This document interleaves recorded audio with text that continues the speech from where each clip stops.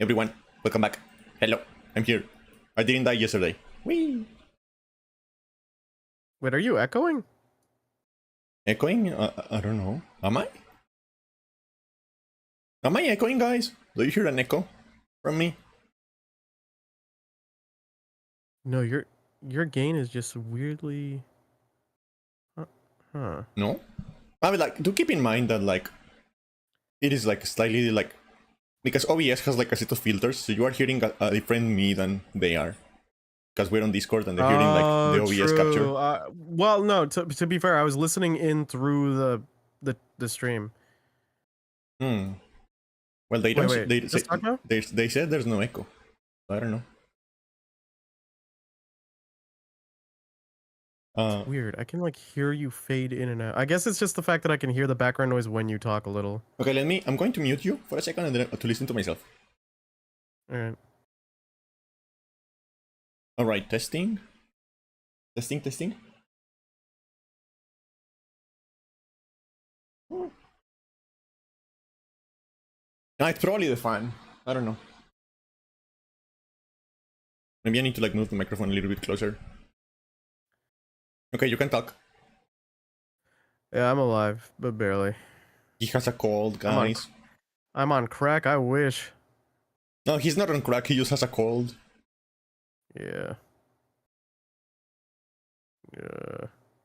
What? Yeah. What? Yes, sir? What's up? What's up, Star? You almost Oh died? no, what How? happened? How did you almost die? Is it anything like ridiculous like the way I almost die every now and then? No, I'm in suspense. Oh, got stuck out in a snowstorm? Oh, that's terrifying. Yeah, well, that's terrifying. As a Canadian, I get it. We don't get snow down here. I mean, you do, but you have to go up the mountain to get to the snow. Most places with snow down here are volcanoes. Funnily enough, like most mountains, like tall enough to have like snow on them, are volcanoes. We get that. I don't know. I never understood the thing about salt. Well, it's good. It helps like not only melt the ice but give you traction. Oh. Even if it can't melt it, because like if you're exactly right. It's kind of like gravel, but at least like with the salt, it can like kind of just go through the ice too. So yeah. Yeah, I guess that makes sense. One of those things I have never like, I have never needed to deal with. Like the thing, I know people who live in like places like that need to like keep their engine running, otherwise the car freezes over and it doesn't work anymore. Yeah, I'm sorry to hear that, Star. I'm sorry. I give you headbutts. I'm glad you're okay, though. I'm glad you're okay.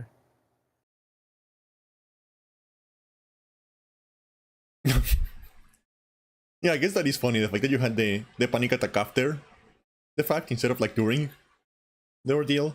That is kind of funny. What is that emote? It's too... Oh, it's a headbutt. I'm too small. Too small. My text is too tiny. My text is too tiny.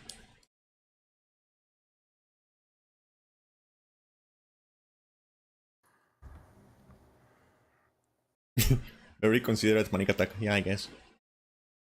It was just the build up and then the final blowout. Yeah, I guess. Yeah.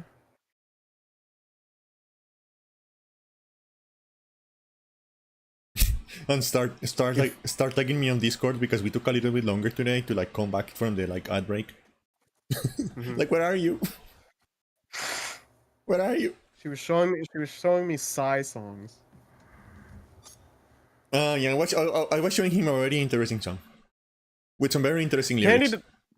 Candy does this thing where before the podcast is like, okay, I know we're gonna talk for like 3 hours, but hold on, let's talk for a moment. I'm like, all right, I get it, babe. You want the foreplay? I've heard about this in the marriage. It's a mythical thing. You heard about it on TV?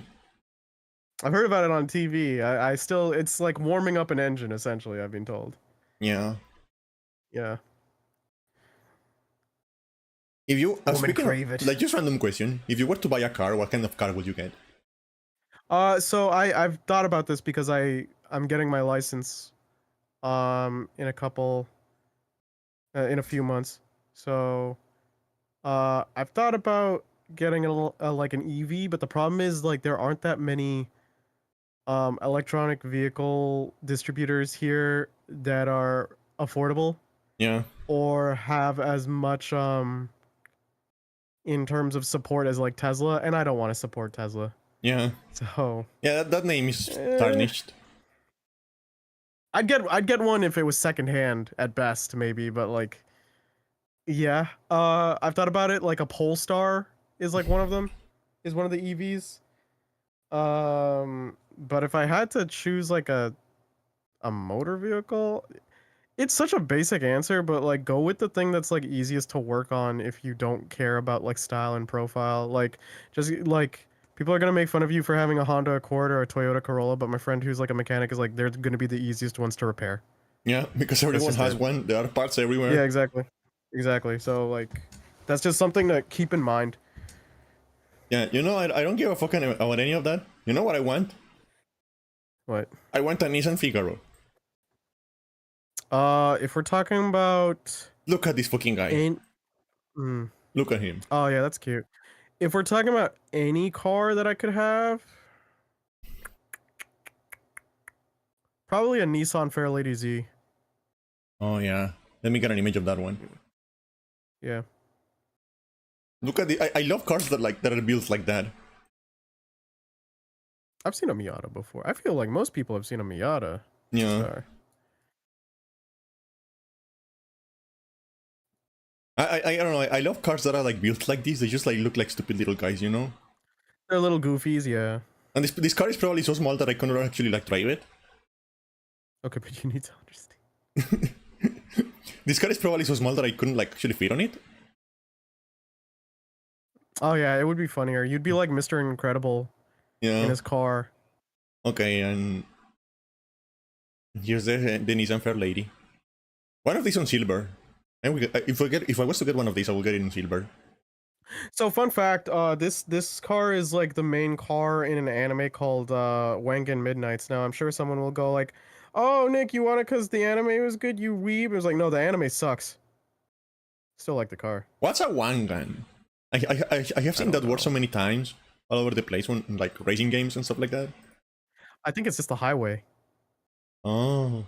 like their main highway intersection. Because all of Wangan Midnights' entire thing is you race on the highway, and the anime is really dumb in comparison to Initial D, even though Initial D gets like worse as the seasons go by, in which they treat the Nissan Fairlady Z as if it is a mythical being. Because the last driver like died because he couldn't handle it or understand it, so it was in a junkyard, Okay, here's and the then Miata. they took it to a guy to redo the frame and everything, and it's like, I can understand the car, I utilize the car, and it's like, okay, whatever. Still somehow manages to be a very boring anime too. Hmm. There's the Miata.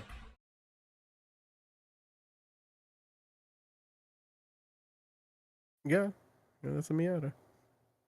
Wangan is like the second Japanese word I have ever heard that ends with a consonant. Like 99% of Japanese words end in a vowel. Have you ever noticed that? There's a lot of vowel usage, yeah.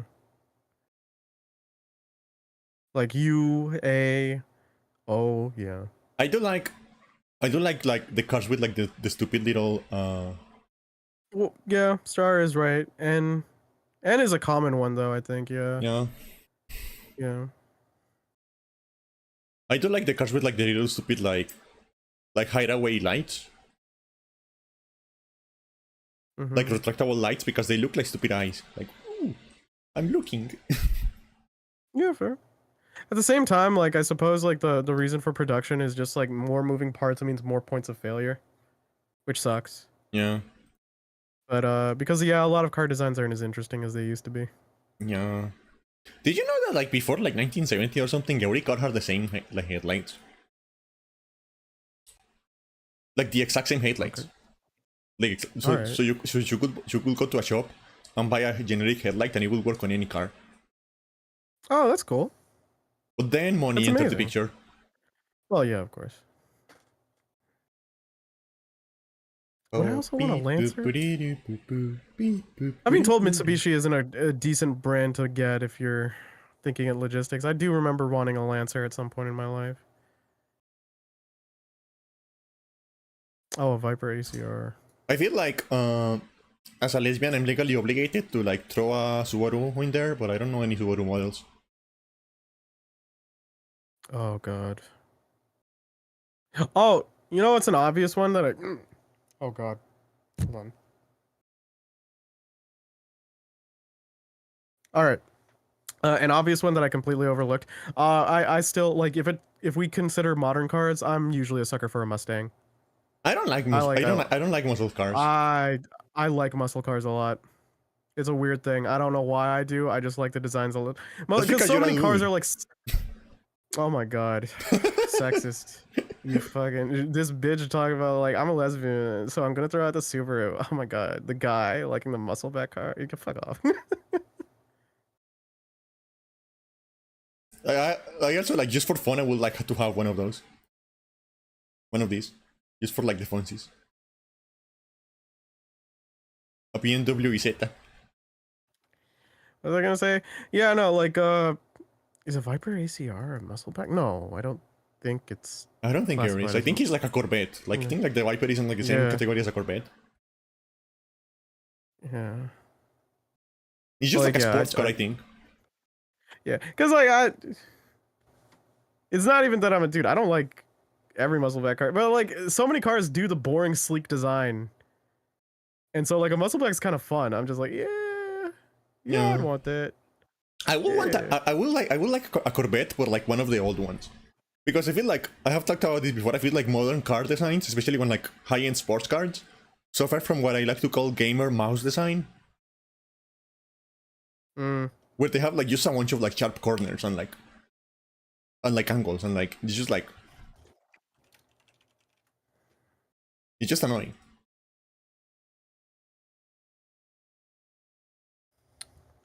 Hold on a second. Oh, you know what's another car? Because it's muscled, I believe, by classification. I like Dodge Chargers. I have like, if you show me a Dodge Charger and a Mustang without the logos, I will not be able to tell them apart. That's fine. But yeah, no, I like them. And now, that being said, like, there's a difference with like, because one, cars are expensive. Like, actually, no, that's just the end point. Like, as I get older and like just the feasibility, it's not like I'm gonna be able to buy multiple cars. Yeah. So me like, neither. I've really thought about. Yeah, so I've thought about it, and it's like, realistically, I'd probably just get like an SUV or like a vehicle where I can have like me and my family or my friends. Like if I have to like drive them to a con, or if I have to like pick up like groceries, or like have my dogs and then like take them to the park or whatever. Versus like, even though I prefer aesthetics of sedan types and muscle. Yeah. Not muscle really. cars, Realistically, like, I will get like a Ford Transit or something. Yeah. But yeah, I wouldn't. Thank you. Sorry, I'm dying. I'm genuinely dying, but I'll be fine. If you die, I will kill you. Aw, you'd miss me that much? Yeah. Okay. No, but like, if realistically, if I have to get a car, I will probably get one of these. For like the convenience of like the cargo space.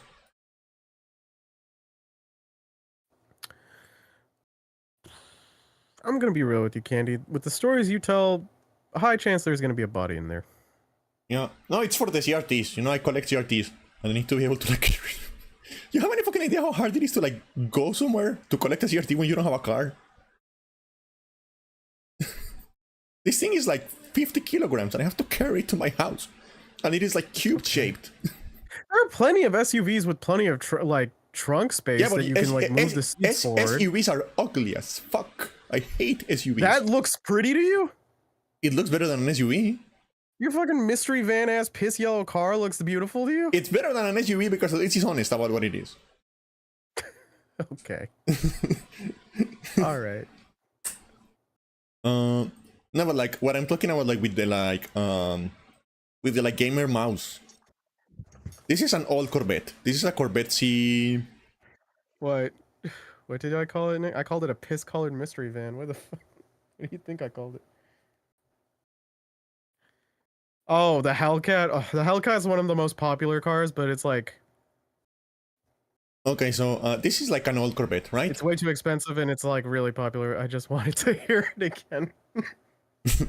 You're welcome, this Star. is an old Corvette, right? This is a Corvette C5. It's one of the older ones, right? Yeah. And compare that to like the modern Corvette, which is the C8.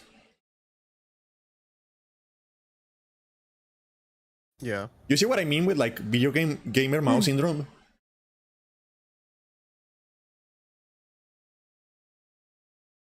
Well, I see it, but at the same time, I can see like how that would appeal to a lot of people. I just like the elegance of the old ones. I feel like there's too much going on. There's way too much going on. Like, No, I can see the vision though because of the sleekness and like the kind of like edges. Like I can see it. I see your point though too. yeah, I don't know. I think the The older ones Hellcat were really specifically. pretty. Yeah. I mean, a lot of people carry the same sentiment of like cars kind of losing their identity over time. Yeah. I also really like the old Alpine. I have talked about this one before. The old Alpine A110. Mm-hmm. They put the Demon Hellcat engine in their SUV. I do remember this. I was like, why do you need that much power in like what should be like a family ass car? Hey Gons, how you doing? Look at it. It's cute. It's a cute car. It's a cute car. Your Herbie fully loaded fantasies are bleeding out.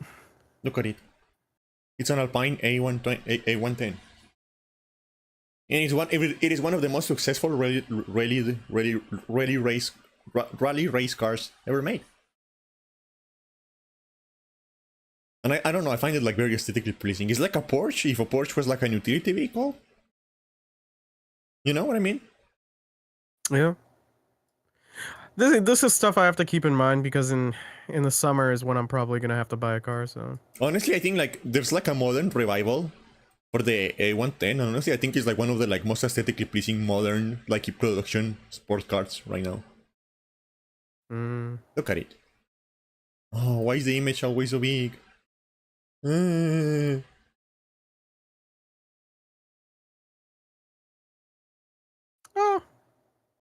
Look at it.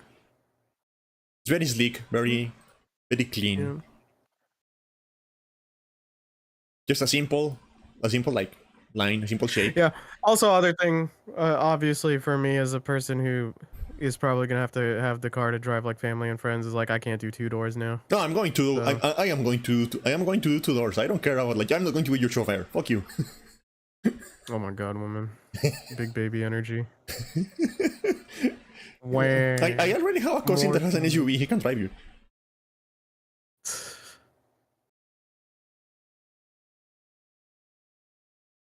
I never really liked the Audi R8. The one Star mentioned. I don't know. I never really liked it. I wonder if I should like eat vitamins right now. Can you overdose on gummy vitamins? Yeah, I think you can overdose on anything. Okay, wait, like hold on. Does this thing say like how many I should eat in a day? This is the R8. I know 2 is like the minimum. This is the R8, and I never really liked it. I don't know why. It feels very, I don't know, bulbous to me. Like it has a big head.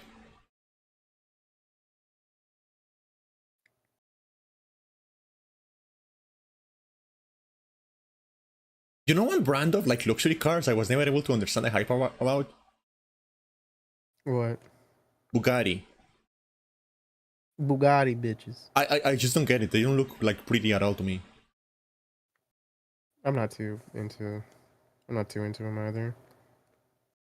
I think as a kid I used to also be like I used to get into the Lamborghini and Ferrari hype and now I just don't care. Yeah. Oh, you know what would be cool to have though? It's a shame they don't make it. It's a shame they only made like 100 of those, so you cannot get one. So Why? like they only made like 100, so you cannot get one. But like it would be really cool to have a DeLorean. Oh yeah, yeah. I love the doors. They're so fucking cool. You know, that door style is awesome. And it's just like honestly, like I think it's a very like pleasant looking car, like a very aesthetically pleasing car. How many gummy vitamins can you have in a day?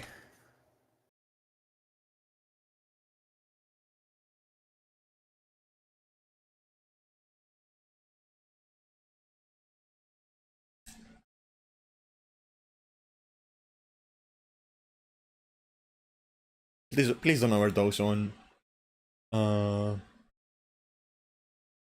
gummy bears. I'll be real with you. I'd be pissed if I overdosed on vitamins. Yeah, it's like you're That's one of the lamest ways to go out, bro. you would be a ghost, but you would be hunting yourself because you're angry at yourself for dying in such a stupid way.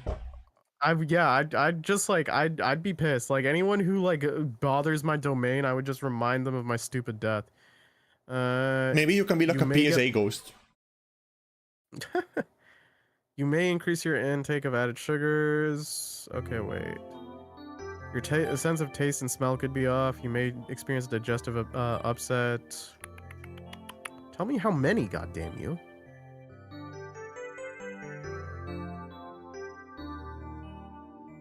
Oh, whatever. I'm not gonna take them. I'll just wait till tomorrow.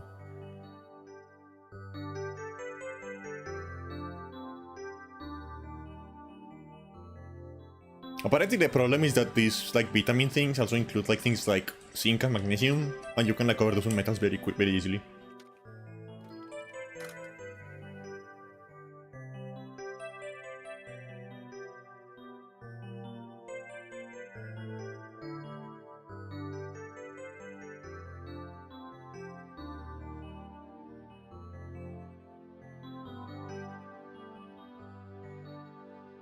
Oh well. I'll just leave it alone. You know what we need to bring back? You know what we need to bring What? back? Station wagons. What? Speaking of like SUVs being stupid, we need to bring back station wagons. We need to bring back that shape of car. The station wagon was the superior family car shape. It is better than SUVs in every way. Oh my god, you're such a baby. They're still popular in Europe, if I remember correctly. Yeah, Volvo makes one. Yeah, no, like they're like actually pretty liked back there. It's just a weird like North American thing or just like an American thing for some reason. Volvo still makes like a whatchamacallit, a station wagon. And it's honestly not that bad looking, to be honest. Or am I thinking of hatchbacks? Hatchbacks, yeah. Hatchbacks are just the cars with no ass. Oh well then. I think we have, yeah, no, I think NA has its share of hatchbacks, so I'm just, yes, I don't think station wagons do too well here anyway. For some reason, they're associated with, like, lesser status, which is a stupid reason, and, like, who cares? Look at them. Like, it's an SUV, but, like, actually useful. With the hatchback? No, the station wagon, look at it. Oh, station wagon? Yeah, that's fine. I'd drive that. Yeah, look, it has so much space, and it's actually just, like, the same size as a normal car, just a little bit longer.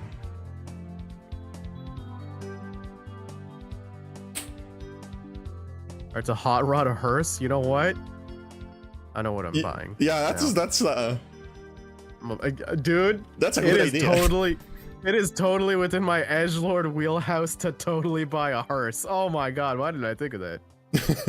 Also, not to be like a weave, not to be like a pathetic weave, but the like that one is like very good too. That's a good car. You're talking about the Trueno? Yeah. Yeah, of course. It's a good car. Well, funny thing is that car didn't sell well until Initial D came out. Like, it boosted sales like really high. Yeah. Oh, there was another one. I forgot. Oh no.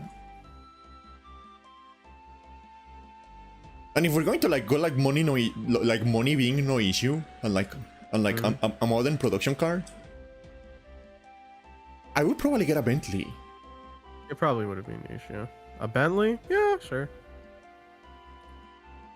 I find them very like they're very elegant, very like just like very nice to look at because they have like the nice geometric shapes. And I mean like money being no issue because they're fucking expensive. They're like, well, yeah, they're luxury cars. There's that old rap song, Beamer, Benz, or Bentley, which is like, yeah, here's 3 of some of the most expensive cars you could get. Look at it. It's very nice. You have a family friend who collects cars? That is the height of power. Look at how cute. Look how pretty it is. It's an alien car. Look at those headlights. Yeah, and Aston Martins used to be very pretty, but they have like they suffer from gamer mouse syndrome now. Like the old Aston Martin ones, like the DB9 from the 2005. Mm-hmm. Those were really good looking. But like the modern Aston Martin cars are like gamer mouse. Got the Audi from him, and then we returned it. But makes sense. Gamer mouse. And if I got gifted a car, if I got gifted a car, I'd be so happy. I'd be like, oh man, that saves an expense. Yeah. I just don't like the fact that every car has like full of like edges and triangles now. I just don't like that. I can see both instances like just being appealing to folks. It's just a matter of the fact that like it's so much more common by comparison.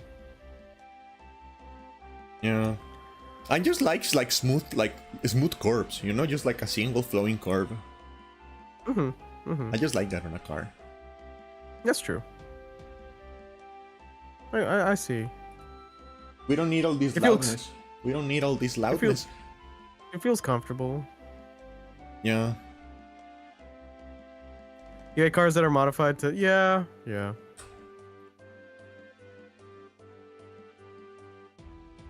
It also ticks me off when I have to deal with it, like as a person who has to walk his dog. More so, it's more common with like motorbikes. But like, yeah. Oh yeah. Every now and then we get like a motorbike like super loud around here, and every time I want to just like put my feet in the way and like maybe trip the dude over or something. That's one of the few times I've ever called this person a thing I shouldn't have called them in public. I have done that a few times. Mostly because like I've never called anyone the N-word though.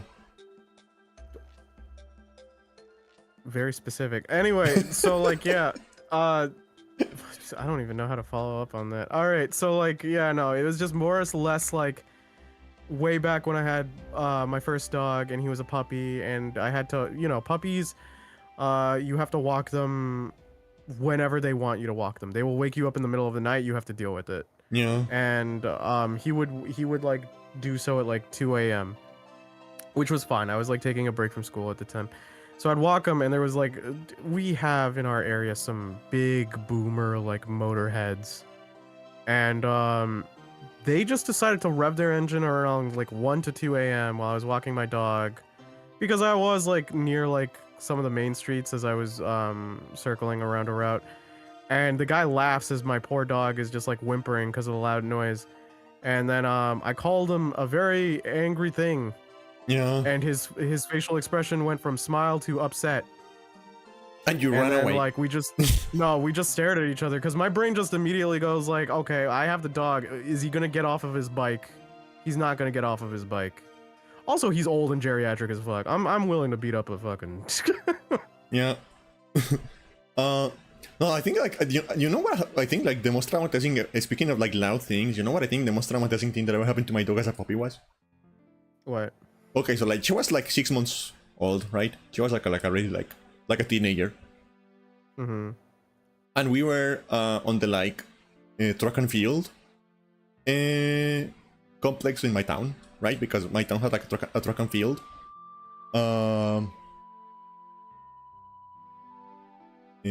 Complex. We were just like on the like standard like, you know, the oval shaped track for like people running. Yeah. We were just like walking the dog on that track, just like going a couple laps on that track. And then all of a sudden, a fucking helicopter landed in the middle of the field. And my dog was almost fucking had a heart attack. Yeah, poor thing. That would shock anything. And then the governor gets out of the helicopter and I'm like, what the fuck is going on right now? The governor wants your dog. The governor wants to kill my fucking dog, dude. No. Yeah, no. And then I went for a ride on the helicopter. It was very fun, actually. With the dog. No, no, not with the dog. My mom was with my No. mom, oh. Yeah, no. I'm thinking if there's any other things my dog had when he was young, where I was like, where he was scared.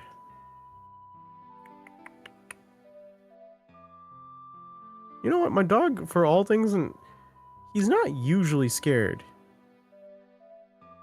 And then after that, he's like, after that, my dog, okay, the eldest dog, he's fine with fireworks. He just doesn't get scared of them now, which is really good. It's very useful. But my younger dog, he gets freaked out. Yeah. Your dog's reactive. Yeah. My dog, my dog, after a couple of years, I mean, a couple of years ago, she kind of stopped giving a fuck. Yeah. But he's like, hey, whatever. I'm trying to think. Oh, there. No, you know what? When it's a puppy, I think with puppies, it's just mostly health scares.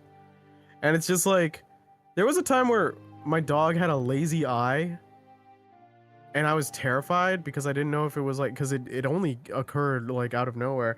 And I took him to my vet, and it was like, is there something wrong with the dog? And by the time I brought him, to the vet, it stopped happening. Yeah.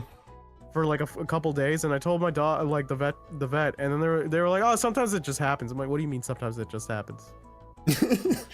Oh, you know what thing my dog hates? Like a very mundane thing that my dogs absolutely hate? What? Wind. If it gets very windy, they get very upset. My dogs don't really care too much about the weather. Because they're used to going out in the rain, they're used to going out in the snow, they don't mind the wind. In fact, they run against it. Because they like the feeling. Windy. Yeah, mostly because my dogs like just love running. Yeah. So they already love feeling the feeling the wind across their face. So like just, I guess, like adding that sensation. It's fucking windy. Pretty much. No, yeah. Like, remember, like when I first got my dog, I was really scared she may be blind, because for some reason she has always had like cloudy eyes, like the color of her pupils has always been like gray. Oh, I've seen that kind of stuff before. Yeah. But like she has like normal vision, but like her pupils are gray for some reason. Yeah, I've seen a picture of her. I was also concerned she may be like mute.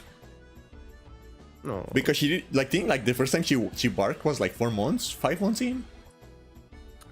My dog used to never bark at the door, and my dad went like, something's wrong with the dog. They need to be barking at the door. Now he never shuts up at the door. I'm like, you jinxed this. You know that? You ruined it for everyone, Dad. Thank you so much. But he got caught out in the middle of a park during a pretty severe storm. Aw, poor thing. Yeah, no. That can happen. It can take like one event like that to really change things. Yeah. I mean, she was probably traumatized by the fucking helicopter. True, but it's like the common occurrence of a helicopter landing in front of you is not going to be anywhere near like as much as a storm. Yeah. Yeah. I'm trying to think of other things. My dog has done a lot of stupid things. Oh my god. Oh. What did you remember? Something. Okay, it's not fear, but it's innately causing some anger in me. So there are a few arch nemesis I have in this world, and one of them is me. One of them is like, I haven't even met her, but I hate her. Or you know what? No, I remember. I know it's a her, even though I didn't meet her, because we had one neighbor attest to them doing this. When I was walking my dog when he was a pup, there was someone leaving dirty diapers on the side of like the roads in the neighborhood and in the gardens, like in the like gardens of the park that I would walk past. Like, she would go through that. She would just, I guess she was just too lazy to have a plastic bag to put her baby's like dirty diaper in. I mean, I hope it was a baby. A trash can. No, because they were clearly baby diapers, but like she just couldn't do the bare minimum to bring it to a trash can. And I'm sure like if someone listens on this and they're a like parent who has to like take their baby on the stroller and they leave baby diapers on the side of the road and go like, hey Nick, it's hard, fuck you, do the common courtesy thing. I don't care. Other people have to walk on the road. I don't give a shit about you or your baby. Learn how to clean up after them. I clean up after my dog. I clean up after my dog. Do the same for your baby. Yeah. Also, just like so she okay. Also, baby so poop she is just so fucking smelly. yeah, it is. So she okay. Well, apparently, like in the first couple of months, it doesn't, but then after that, it gets bad. But like, I'm sure it was at this time. I remember this because she would leave it everywhere. And I asked neighbors about this, and one claimed that they saw a woman who would always like walk her baby, and they'd see her throwing something on the side of the road. I'm like, if I ever see this woman, I will drop kick her. Like I don't care. It's on site. It's on site. I don't care. That'll be one of the first formative baby memories her baby will have is me drop kicking her mom or his mom or their mom as I get angry and screaming, "Stop throwing diapers everywhere!" Now you may think, Nick, it's just diapers, you can avoid them. Okay, one, your dog is attracted to strong smells, so they're gonna like pull towards it. Obviously you have to pull them. But two, here's the more annoying thing. She left them near the dog park near our place, where dogs usually go unleashed, because that is the expectation. And guess what? Some of the dogs found the diaper and did the whole we're gonna shake it like a teddy bear thing, and then poop got everywhere, and then a bunch of the dogs in the park rolled around in the poop and they were covered in poop. And that would also include my dog. And then I just looked at him and he stared at me, mouth agape, happy, as he's covered in baby crap. And I'm just like, I have to give him a bath. He smells awful. So if I ever find baby, like diaper lady again, so help me God. Yeah. Here's the thing. It was like 4 years ago, maybe more. Kid's probably like fine. I'm hoping she doesn't have another baby and is throwing like diapers on the side of the street. If she is, God help us all. But if she is, like, I will find her. I put that up to God in heaven. I will find her. Ugh. I remember hitting a kid viscerally, but I don't remember the specific. I found in a notebook that he kept telling me to die specific. Oh, I'm sorry. That's so fucked up. Yeah. Kids can be very cruel. Kids are fucked up. Kids are very cruel. Sometimes, so I don't promote it, but like sometimes you hear some shit, like you hear a story of like a kid going like, I punched this guy in the mouth. It was like, violence is never the answer. He was making fun of my brother in the hospital. I was like, you know what? Yeah, he could use a punch in the mouth. Yeah, but also like some kids are just like, I not to steal a bit, not to steal a joke, but like every teacher needs to get one. Yeah, for Pat went like and the one doesn't mean a single strike. Just one child you are allowed to like beat the fuck up. No, yeah, it's just like one. It's like the one counts when the combo starts, and then ends. Yeah. Yeah. Because I don't know, when I was getting my degree, and like there was definitely one kid that I really wanted to just like throw out of the window.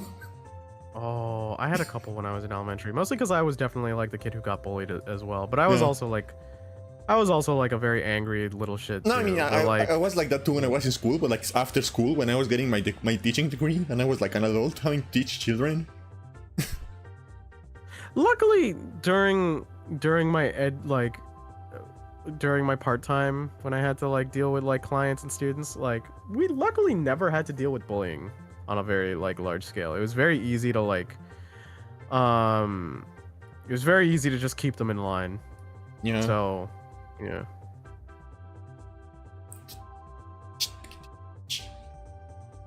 I don't like kids. I don't know if you guys know that, but I don't like kids. I think it's I don't dislike them. I generally, mostly because I have like nephews and nieces and stuff, and like, you know, they're not always evil, and you're a kid once too, so you can kind of understand the hardships. But at the same time, Yeah, it's and like I my hate it brain myself. goes like, yeah, yeah, but I go like at the same time, it's like doesn't mean I want to like deal with them. Yeah. So yeah, like And especially I'm tired. nowadays, like, I don't know, man. I feel like, Nah, bro never tried. Well, that's on him. yeah. I feel like, I mean, more than the children, sometimes I want to like punch the parents. Well, yeah, no, that I think that's more indicative, right? Because you can Yeah. have some like I've had some clients who are amazing kids. Like I absolutely adore them. They're like baby siblings. But like there are some where I'm like, your parent either has messed up in some capacity. They've either like gone so strict, you've gone the overly rebellious route, or Yeah. they're too much of a pushover, and you're just like spoiled. I mean, like, So like yeah. some children are born wrong. Like, they're just like born wrong. And they're like, There could be some other factors too. Uh, But it's like at the same like, time, like most it's your, of the time it's the parents. well, it's because like even if they're born a bit off, it's like, you know, it's as a guardian, it's your like it's your responsibility to really pay attention to your kid and how they're being different and what you can maybe do and look up what so they can adjust socially and be like they can practice like positive things and not do anything like bad and stuff like Yeah. that, right? So it's like it's still the onus on them. Like even if the kid is born with problems, it's like guess what? Like that kid doesn't necessarily have the resources or the knowledge to deal with that. The parent has to be Yeah. there and has to figure that shit out too. So like, yeah, no, I still look at a parent and go like, yeah, that's kind of in your wheelhouse that you got to deal with. No, like, on like the other day, for example, I wasn't like the metro, right? I wasn't like one of the like, Mm-hmm. I was in the metro and it was kind of crowded. And the thing is, when it's kind of crowded, every time you have to like go in and out, there is like a little bit of a stampede, right? Mm-hmm. And there was just this one child. He looked like maybe he was like 6 or 7, just getting tossed around every time the metro stopped and people were like getting in and out. The kid was just like being tossed around like a fucking like rag. He probably got a concussion. Poor thing. He probably got a concussion. Yeah, being a kid kind of sucks. And like you. And I look out at his mom, and his mom is just like looking at her phone, Oh, that's sad. and it's like, let's go, like, look away from your phone for a fucking second. Your child's getting a concussion. Yeah, your child needs you. Yeah, no, there's some What's people where wrong I with you? genuinely question. There's some people like I genuinely question why you became a parent. How do we make like some sort of like parent competency test without like going for eugenics? I don't fucking know. Because I feel like we need that. Well, the problem is the process to which makes one a parent is very spontaneous usually. Yeah. So yeah, like even if you ruminate within the gestation period, if it were, there's the whole like stupid like rhetoric about like keeping it or not, and it's like, bro, just to no one's surprise, we're pro-choice here. It's just like, yeah, if the person doesn't want the kid, doesn't mean like them like forcing them to have it will instantly make them a good parent and will have that kid happy for the rest of their life. You don't make a little bow that wraps that story arc up. No. Yeah. Like that's just not the reality. Here on the podcast, we love abortion.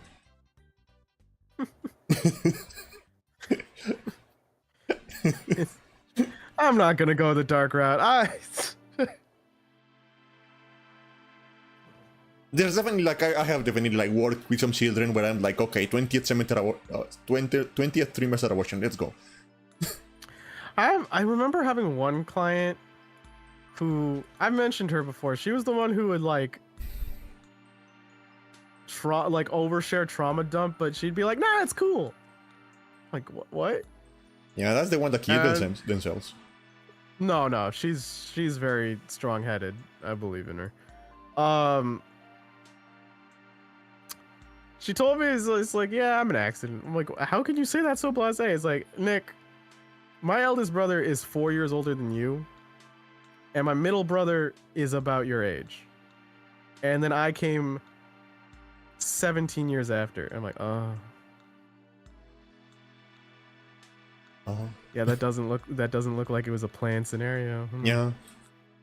I'm not aware of the fact that like mathematically, I am exactly 8 months and 29 days. I was born exactly 8 months and 29 days. So like 1 day away from being exactly 1 month after my mom's birthday. I mean, does that really matter? That is bad knowledge. I don't want to know that I'm a birthday sex kid. Oh, it took me a second. Okay, yeah. Yeah. Well, I mean, like, if you just do the math, it's just like, oh yeah, my parents must have like been going at it around this time of the year, which is just a gross thought. I don't know why I think I was talking out to someone else about like children being born 9 months after Valentine's Day, and then the conversation turned to like our own birthdays. Mm-hmm. And he's like, yeah, so like my mom was born on like July. My mom's birthday is in July 15, and my birthday is April 14. So that's like almost exactly 9 months. Oh yeah. Oh. I mean, like maybe there's a chance my mom was just like really excited about the moon landing. That's always a possibility. And that makes that better. I don't know. I don't think it does, but it will make it at least a bit funnier. Yeah, true. Maybe my mom was just really into moon landing. Yeah. That's. I don't know what to tell you. What do you want from me on this? I can't do anything. What? Can you get like one of those like Men in Black forget about it thingies? Candy, with your brain, I would do it, and then you would naturally get back to that tangent on your own. There's no point. Like you're going. I am like I'm like a paradox. I'm a self-correcting paradox. Whatever you do, it's going to like end up here anyway. It just wouldn't matter. It's just like I'd do it, and then you'd be like, "Oh no, my birthday is 8 months and 29 days away from my mom's birthday. That might mean my birthday, but maybe the moon landing." And I'm like, "Yeah, yeah." That's why your mom's. That's why your mom always plays Rocket Man on your birthday.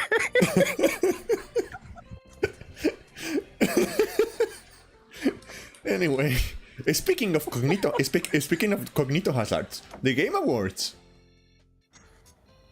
Wait, okay. They happen. Before we go about this, do we talk about our weeks first? Because we both hung out when we watched the Game Awards. Do you want to leave that for last? Yeah. And then, because that's also like the kind of, I guess, the news of the week stuff. So, okay, Yeah. quick, you first. Oh, your week. I was very busy, dealing with some stuff. I streamed a lot this week. I think I streamed 4 days this week. Oh, good for you. I was very productive.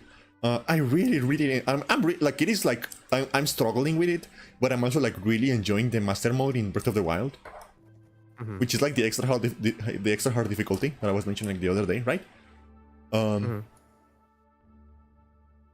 Because it like forces, and that is something I really like about like I think like this should be the focus of like difficulty in games.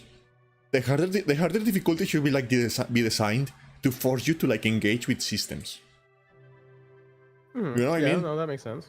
Yeah, no. Like exactly, like you can't get away with like ignoring a sort of mechanic that you otherwise would have ignored or something like that. Yeah, like because higher difficult. Like the first time I was playing Breath of the Wild, I kind of just like ate apples all the time. I didn't really cook.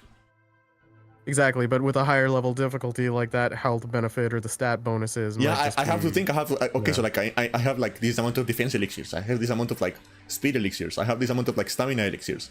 I need the weather does more damage, so I also need like yeah, like when it's cold and when it's hot, it also does more damage. So I also need like more like weather resistant elixirs and stuff like that. What song is this? So yeah, the game has actually like become kind of like, it feels more like an adventure, because I have realized what is happening is that like I set myself an objective, right? I need to go to this place, or I need to do this, and what happens is that then I go to the map and then I route it, right?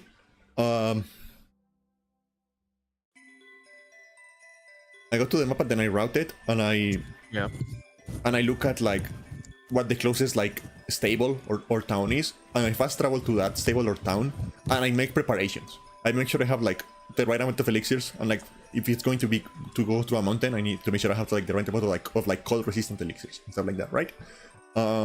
Because the thing is, like with a higher difficulty, I kind of need to keep like the high defense equipment, so I kind of like swap to like the cold resistant equipment. So I need elixirs. I need a lot of elixirs.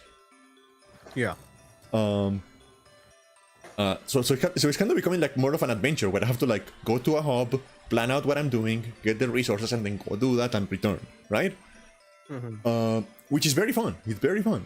And also I had to like, because the enemies do so much damage. One of the most useful things you can do is disarm them.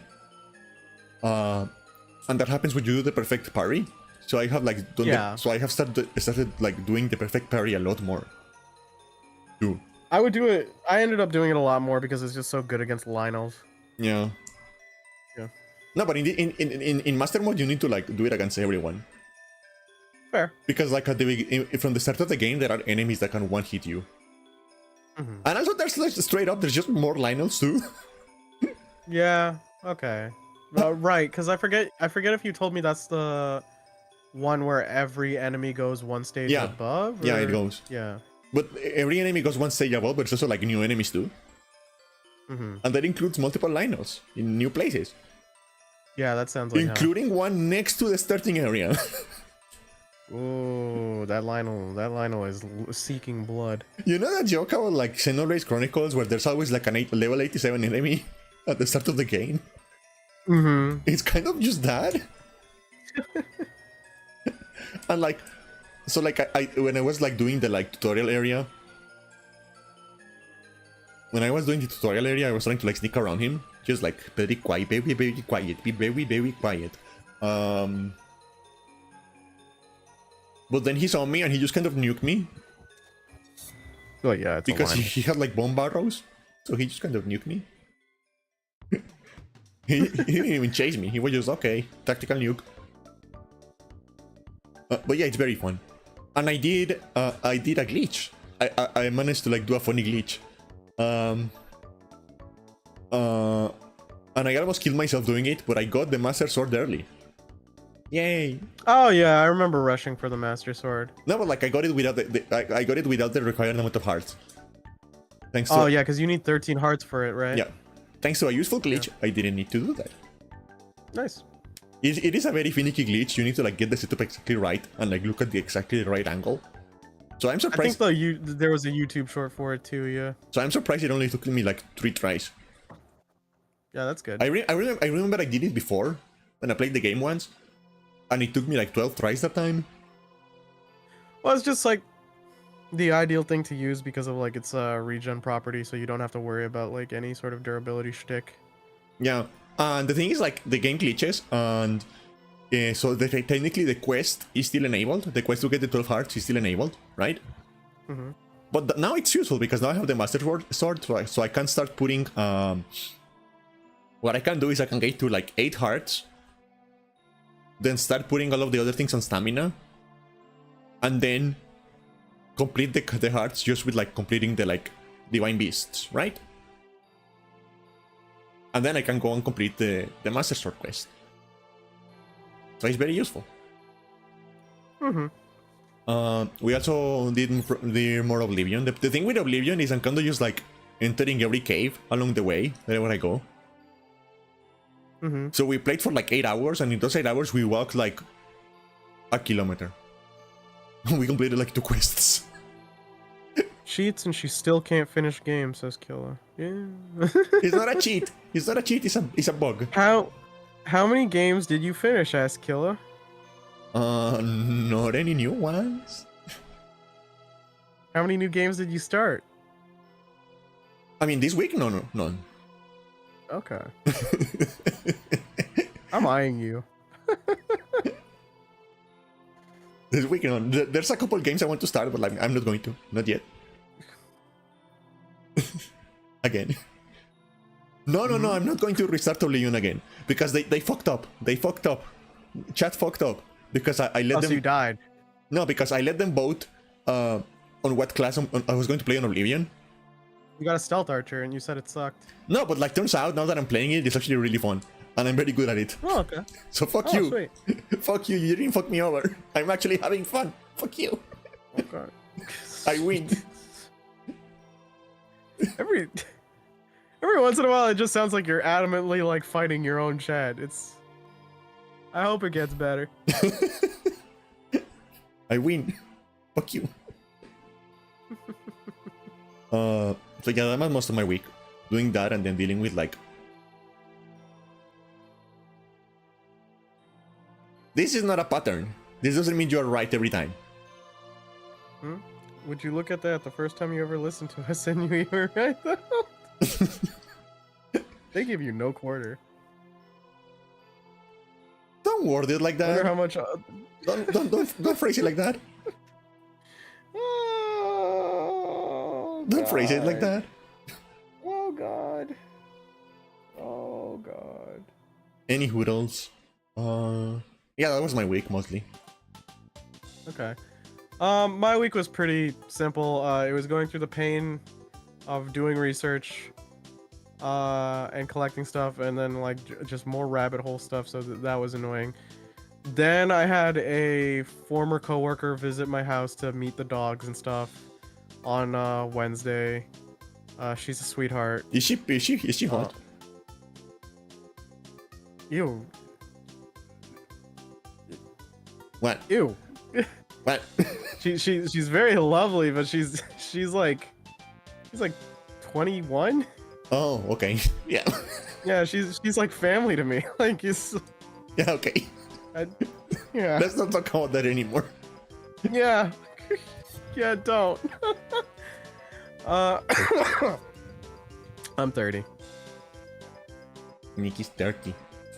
Yeah, and then Candy is like 27. Yeah, I turned Well, 28 yeah. in 4 months. Yeah, essentially the context is I used to work at this place, which was essentially like a very much like a workplace that was like a community builder with a lot of people, and we all still end up like talking to each other, and we're good friends, and we still talk in group chats.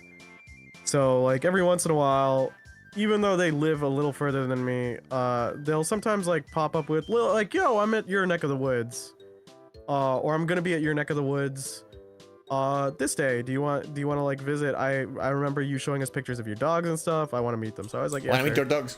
Show me your fucking dogs. Pretty much a lot of it. They also wanted to meet the cat I mean, too. I am like that. And I am like that too. yeah, no. It is funny because she isn't the tallest person, so like my dogs will stand to hug people and they almost reached her like nose. Like she was just like, oh my god, they're behemoths. And then yeah, it was just a bunch of catching up and just That's when I updating realized, each other on each other's Speaking of lives. that is when I realized like my neighbor's dog is fucking gigantic.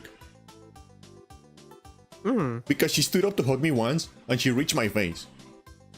Yeah, exactly. And I was okay, so Probably this like dog is big. like a Great Dane type, like Yeah. what? I don't know, I think it's Yeah. like a cross between like it's like a cross between a German Shepherd and like something bigger and lankier. Also, I like how your first thing when I mention that it's just like a female colleague or something visiting is just like your first thing is because you're a freaking internet degenerate is she hot? Just like, can you not be normal? God. Unfortunately, I cannot. Ugh. Nick, I got But holding yeah, on no, we planes. I'm not normal. Oh my god. We caught up. We like exchanged notes on like how some of the others were doing that we still kept up on, like our other coworkers and stuff that maybe some of the others didn't like didn't catch up on. She showed me like how her she's a very big like she's a very big doting older sister to her younger brother. She was giving me updates on him and like he's doing really well, which was very sweet. And then she showed me her 2 cats that they just got, and they're adorable. It was a very wholesome time, and I remember when I said like I have the people in my life who like really want to like go to like not necessarily fancy restaurants, but like kind of like mid to higher tier. I'm like I ain't about spending that money all the time. Yeah. she's like that, but she's understandable. So like I was like, oh, you know, the weather sucks. It would maybe let's not commute out. I'll just order us some pizzas. And I ordered some pizzas. I ordered 2 pizzas because I was like, okay, it's gonna be her, me, and then some of my family in the house. 2 pizzas should be enough, right? Pizza. She only ate 2 slices. I over-ordered on pizza. And I was just like, God damn it. See, the problem is so that you didn't much. invite me. When you invite me, there is never too much pizza. Pizza's not even filling though. Like pizza does not fill you up. It's just mostly the carbs just burning away. And it's just like, that's why you can like eat like 5 slices. But the problem is like pizza's so salty, so you get more dehydrated. Yeah. Didn't help like when I was forming my cold either. I think that was around the time I was only just starting to get my cold. But like, yeah, no, we had my son described as a black hole. Yeah. But like, yeah, no, we had a great time. We also talked about like just our hobbies. She's very big into like a fashion and sewing. And I was like, oh, cool. And yeah, so like she's flying back to like Asia to visit family. Walked her to the station, said bye, see ya, and then she messaged later and he's like, I showed my family the pictures of the dogs. Now if they ever come to your neck of the woods, they're gonna visit too. I'm like, great. Right, more people. Great, more people. My dogs will absolutely be ecstatic, but I guess they'll have to entertain her mom and her brother. I mean, nice. The dogs love people. Yeah. So, like as soon as my dogs met her, they were super sweet. My cat doesn't care That's much just either cats. way. She just so she was just like walking That's just a around. cat. And That's how they yeah, are. so that was a very wholesome moment, like a very big, like a wholesome day. And it's just like then I got sick. As And one then does. Friday I was like, oh, See, that's why you never God. invite No, not anyone Friday. into your house. They always give you like weird like things. She didn't seem sick. I don't know if it was her who passed it to me. So I don't know. And like I think after the flight she hasn't mentioned being sick at once. So unless she's like some sort of immune horrific patient zero, like yeah, I don't know. I mean that can happen. I unfortunately I was that for my family once. I think we think it was me. Because I went So on like a trip for like school, and then I came back and there was like a big family party and everyone on that party got sick except me. So we think I got something on the trip and it didn't affect me, but it got everyone else. Fair. Yeah, so Friday, late night Thursday, I was starting to feel more of it. Then Friday, I got really sick, or like rather, I knew I was gonna get sick. Then I went to sleep and then I woke up sick. In those 2 days, I could barely do any of like anything because like once you get a cold, there's so many different like side effects. Like one is just like the lethargy and like the fatigue. Yeah. So I would be in and out of bed constantly. I had to eat so much soup. If I see another bowl of soup, I will lose my mind.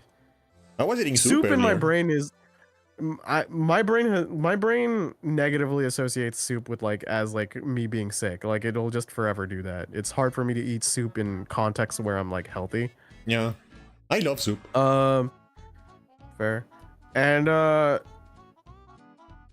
was there anything else? Oh, there were some holiday sales. I picked up a few games. I picked up Control. I picked up the Ultimate Edition because that was like $7 on Steam. Yeah. I picked up Trials of Innocence, and then Dura also had Trials of Innocence, and then he started playing, and he told me it has like a bit of a rough translation because it's like a Chinese game that finally got ported to English. Yeah. But I guess they didn't have enough of the budget to like hire like a really good translator. Yeah. What was the other game that I bought? I bought Crisis Core finally, but I'm still gonna lame that out. Was there anything else? Oh, I've been made aware of a gift game that a friend got. So, a sweetheart friend of mine, she found out. She knows that I like steelbooks. Yeah. So she got me the Final Fantasy 16 Deluxe Edition that has the steelbook. Yeah. Because she's a big fan of Final Fantasy 16, and she was like, She was like, you know, I know your weakness. It's like, I want you to play a game. I buy it for you. I'm like, oh god damn it. Okay. Yeah, no, okay. it's a real shame the PS5 version of Final Fantasy 16 runs like shit. I mean, I'll still like the steelbook and everything, so. Hey. Can't complain. Can't complain. And I mean, I don't know if the performance got better, but I'll check. I'll give a status report when I finally get to it.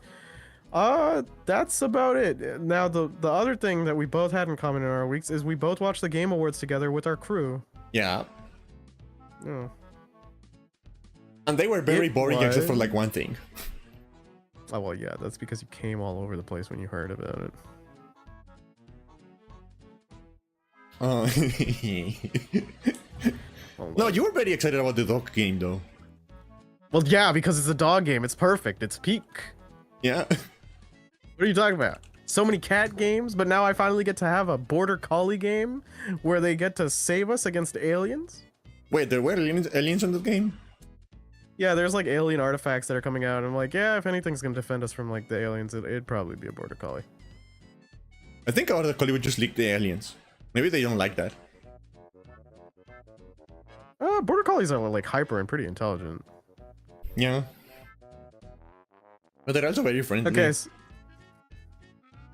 So let's see here. I'm gonna see if I can see a recap thing that has like the list.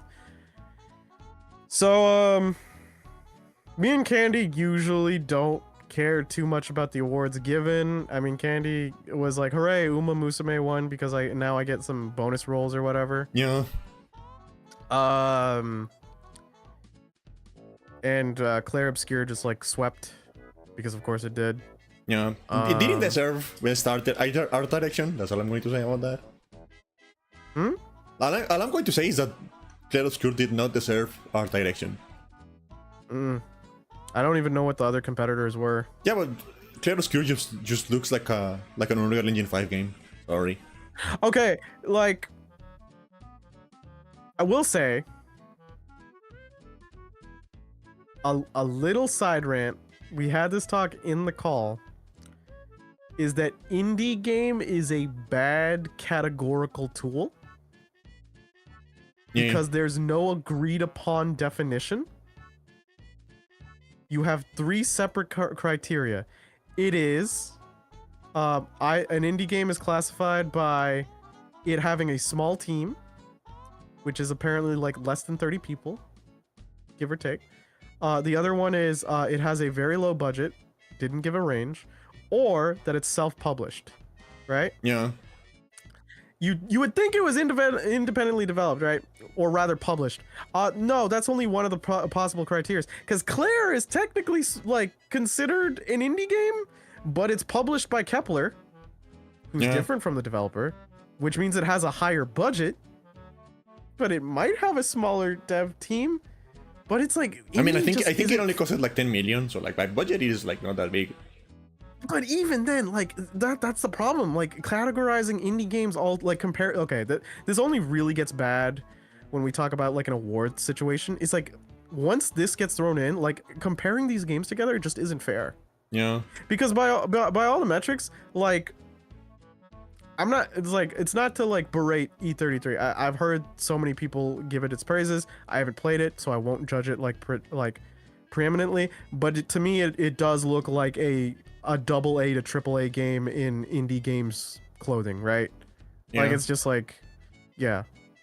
So it's like this thing being thrown as like an indie triumph is like, this thing had a lot of backing in comparison to like its peers, who might have a dude who is like struggling to pay rent. Yeah. And then like you get like 30 people in French berets who got like funding from a publisher going, we know the indie struggles, my brother. It's like, bro, I had to sell my kidney to make a pixelated bear. Like, yeah, they're not all created equal. So like it's very tough. Yeah, I think honestly the worst way to deal with that is just like stop like separating indies altogether. And just allow them to be like nominated into like the other categories as well. Oh yeah, no, yeah, I get you. I get you. I think like I think so many people like saying indie is like a heralding tool, and there is a level to it, but it is like it also just has too much blurriness as a definitive like trait. Yeah. There's like you can't, and I know someone goes like, well, indie is not double A, and like, I mean, indie is not double or triple A. I'm like, that is too much leeway. You have no idea how broad that is. Yeah. As a categorical tool, that doesn't mean jack shit. So yeah, whatever. But yeah, that was on the award side. Yeah, actually, I do want to check Game Awards Best Art Direction. What was it competing at?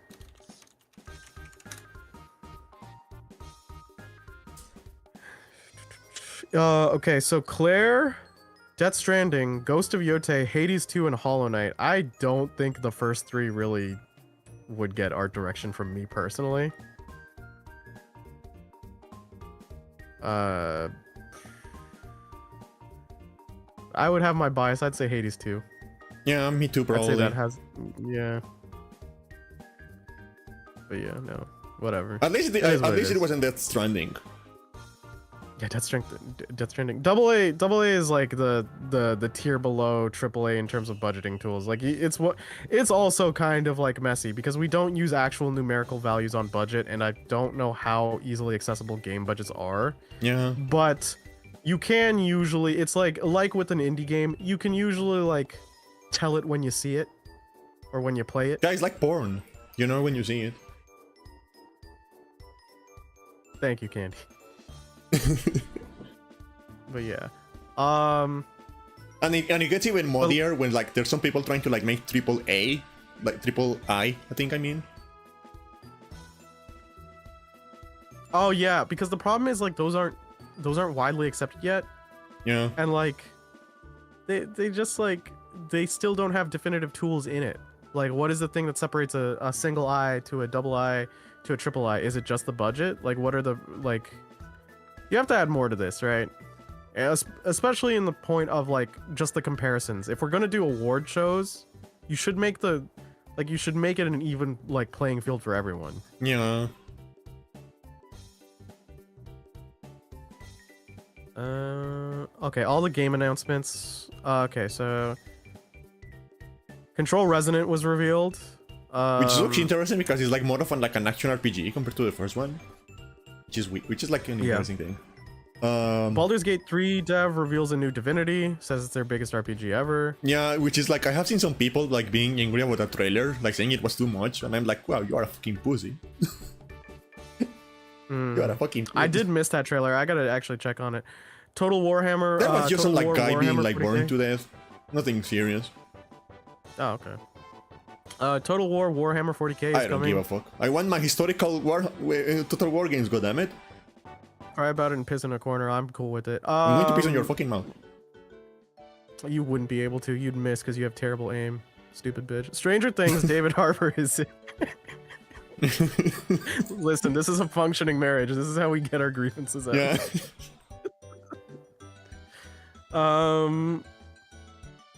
The Street Fighter cast absolutely stole the show at the Game Awards, is what they pronounced. You know what? My bad. Cast was actually kind of like charismatic, but it's not really what you I can watched tell they the were Game drunk. Awards for. You can tell they were drunk. Yeah, I think here's the thing. I said this like opinion, and I know it differs for some people.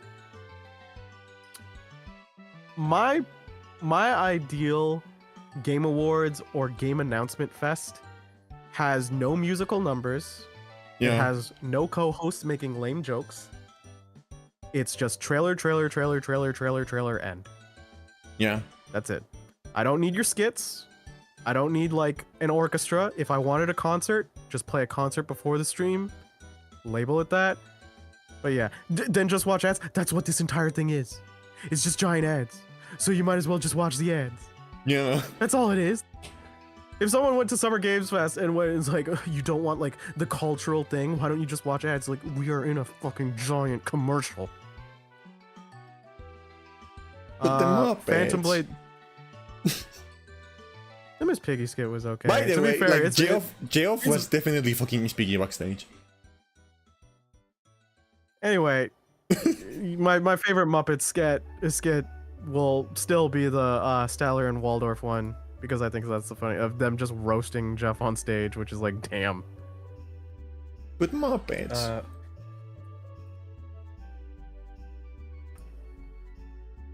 Hold on. Phantom Blade Zero came again for more That's footage. a game. It is. I don't know how to feel about it. I constantly see it and I go like, I'd maybe play it. I need to see more. Yeah, it is definitely a game that is a thing that exists. Yeah, you're just like, yeah, I don't hate you. You would think I'd get sick of like Souls likes, but I'm still not like in that zone of like, yeah, I should get you. Yeah. They announced Deadpool for Marvel Rivals, so I guess it is finally time for me to play that game with the volume turned off. Oh, if someone makes a game that does something better than everyone else, here's the thing. I'm saying musical numbers and host speeches. I don't mean the winner speeches. I do think, yeah, the winner speeches are fine. Show. Yeah, since this is an award show, the winner should get recognitions if they got like, if they put in the work, obviously. Although, right? you know what would have been like really funny? I'm talking about like some lame host like joke. I don't like live game music. Listen, I'm just here for the announcements and the award thing. If I wanted the live music, you can have. Candy put a very good idea. You could just have like a live symphony on the background as it's going. Yeah. For the whole thing.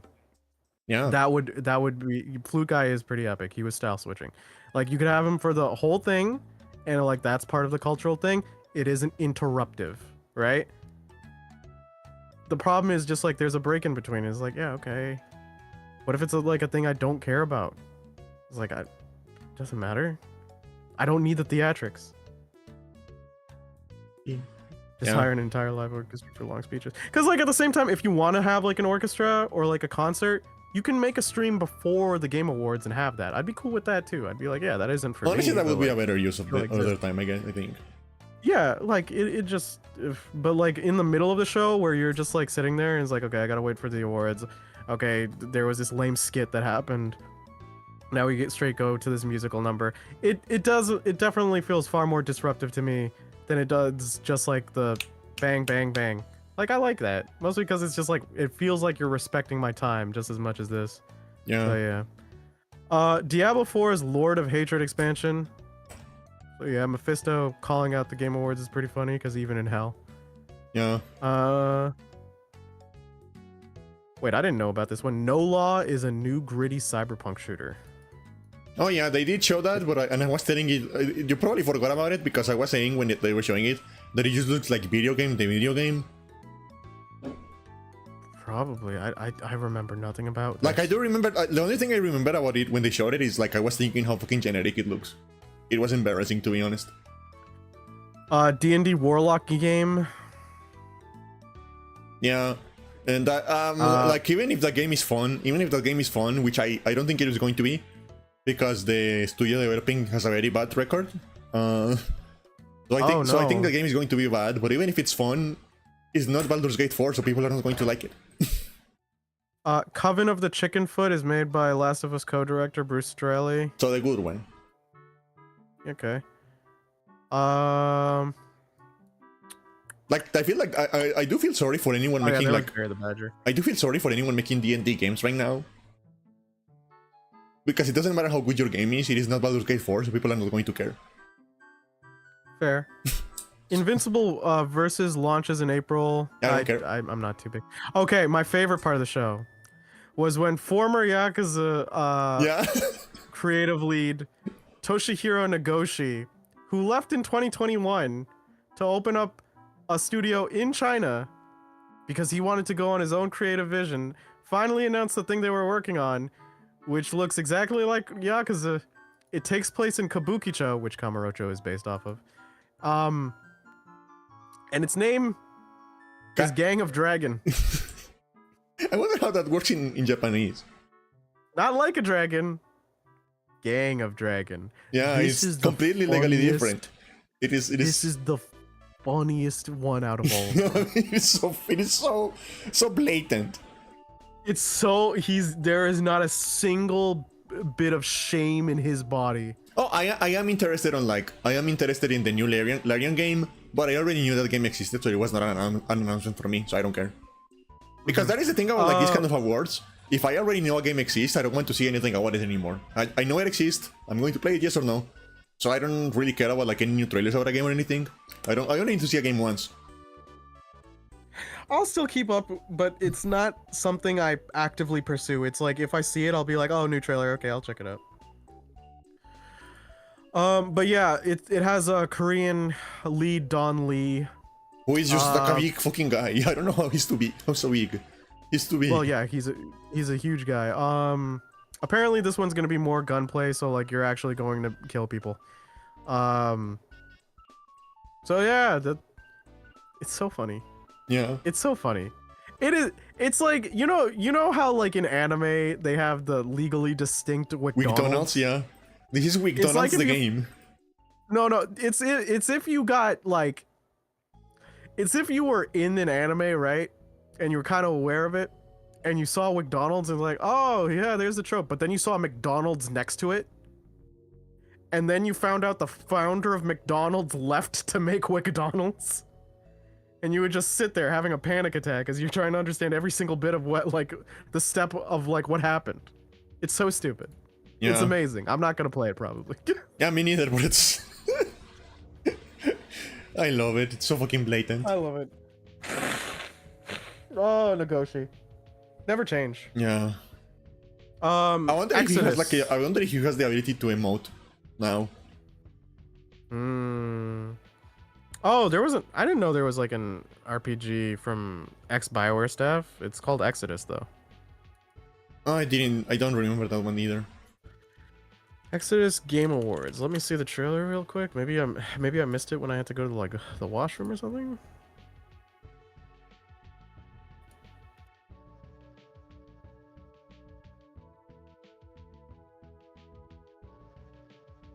Oh, wait.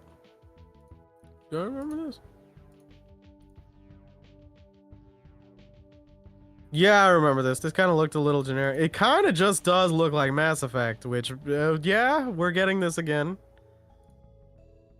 Yeah. Yeah, that's about right. They also announced,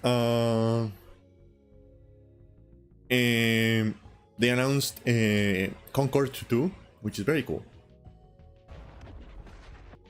Oh god, which one is it? 4 Loop? No, it was Highguard. I couldn't. It was the last one they showed, the one that is like a hero shooter with horses. See, that's the problem. You don't even remember it. I don't. What was its name? Highguard. Highguard? Yeah. Highguard trailer. Some people are pointing out that like Highguard is like Overwatch with like slightly different phrasing.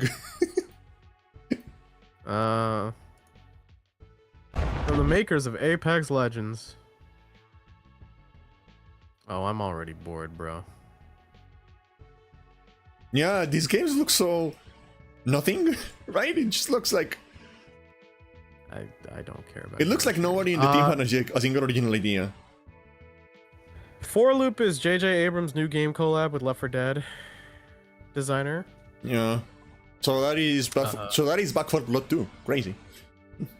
Oh no! We saw Resident Evil Requiem new trailer with Leon. Yeah, and I have heard so many horrible things about Leon's prostate this week. It's crazy. That's about right. I have heard so many people say so many horrible things about his poor prostate. Jesus Christ.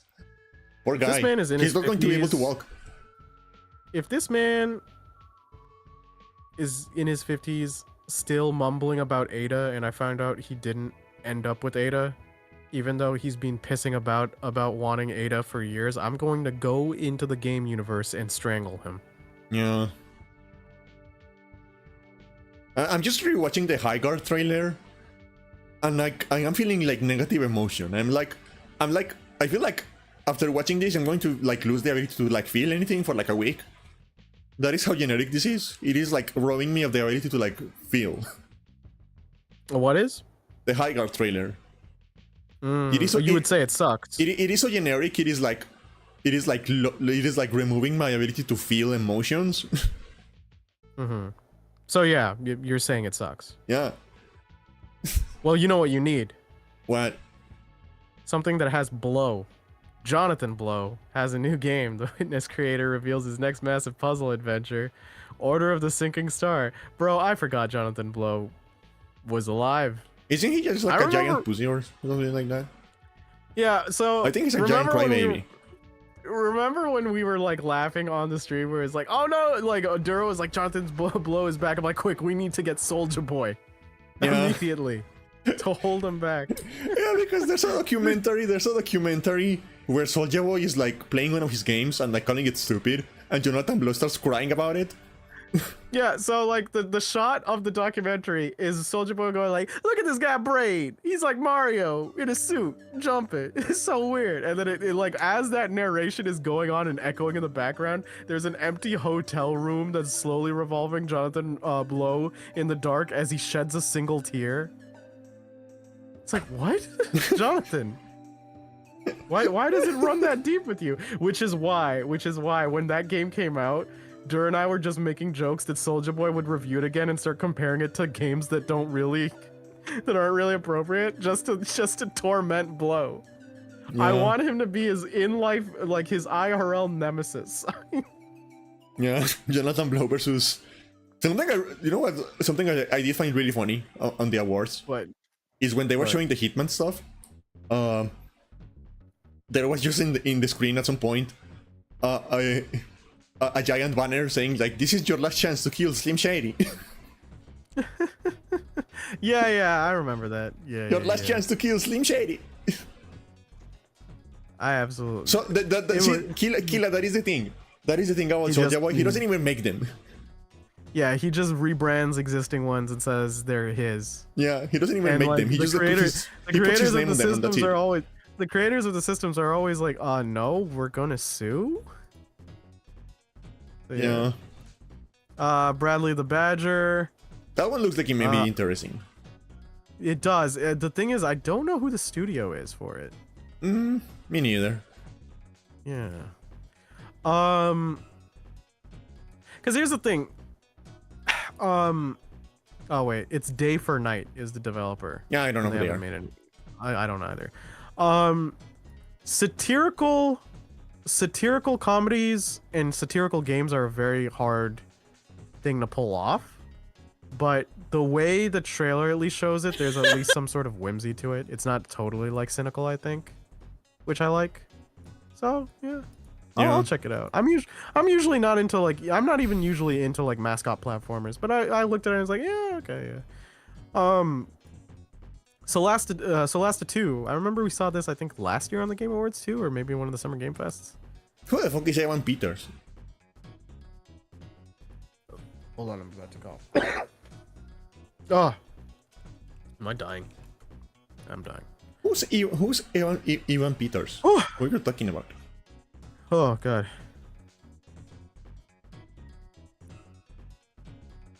Actor. Oh. Quicksilver and like X-Men. Trying to think of like other roles. He just looks like Jack Quaid from Temu. Played a whole bunch of serial killers might be the funniest way to. Yeah, I think he was Dahmer. Was he Dahmer?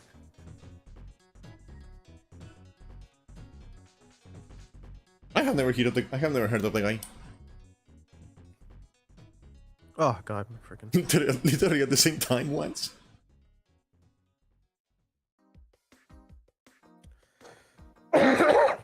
Bless you. Someone stabbed my throat. What else was there? Yeah, no, I was talking about Solasta 2, which is like the one that people compare a lot to Baldur's Gate, I guess. Yeah. I mean, hey, I don't know if I have it on my wish list. I might actually, but I don't know if it'll be good. I hope it's good. Maybe. It's one of those things. It's like it's gonna have an open beta soon, so I guess we can check finally. Yeah. But, like yeah. Uh, There's Star Wars Galactic Racer. which I don't care about. I really just don't give a fuck about Star Wars. Like, they can make whatever they want, I'm just not going to play it. Claire Obscura got its DLC announced. I think it released too. I think it was like shadow dropped. Oh, okay. Yeah. Which Yeah, I and think also- means I finally can play it. Jesus fucking Christ. There was also the Day of the Devs announcements before the Game Awards, and there was also the Women in Gaming development, like Yeah, but nobody watched development those. streams. I watched them. I checked them out to see if there were any good games. Now that being said, I turned off the chats in both because I knew exactly what I was gonna get if I did. Oh, yeah. Yeah, so like yeah. And like, especially, like, I don't know. I never look at the chat on, like, these kind of awards because it's always, like, either people being terrible people or, like, begging out stupid stuff that everyone knows is not going to happen. Part of me thinks that some of them are just doing it for like the clown bit, Yeah. right? Just to parrot it. But there were two things that people actually thought was gonna happen, which like you think is insane cope, is people thought Half-Life 3 would be announced there. Absolutely not. Even though Half-Life has a pattern of being released around November, around significant dates around the thing, Yeah. like the release of the prior. And also because like a lot of people, like the initial thing was like there was a employee on there was a Valve employee playing Half-Life, so that's like our clue that Half-Life announcement is coming. And then there was another one where it's like G-Man tweeted big things coming, I kind of like the hope voice actor. I kind of hope that never happens because like I just enjoy seeing those people cop like that. Well, it's just It's like a train crash you because kind of look away from. the original writer for Half-Life left and put out documents of what the series would end up like. Yeah. So like, And yes, they'd have to by the want- way, Kila, I they'd have have to never played avoid that. KOTOR. I have never played KOTOR, and I don't intend to play KOTOR at any point. but like yeah, I don't know. I see. Here's the thing. Half-Life Alex, she just doesn't like. One, Candy isn't as big on sci-fi, and two, she wouldn't really care about Star Wars. Yeah, I just don't She's give a more fuck about Star Wars. fantasy-oriented. I find Star Wars just boring and like oversaturated, and I don't care. There is a lot of properties in Star Wars. I will admit to that. I think the best you can ever really do is like the original trilogy, Clone Wars, and I guess Mandalorian. I'm trying to think of other shows in there, but like yeah, no, those are the only ones that really stand out to me. Yeah, I don't know. Like, wait, what were we talking about before we had to talk about the Star Wars thing? Yeah, the announcements, the Half-Life thing.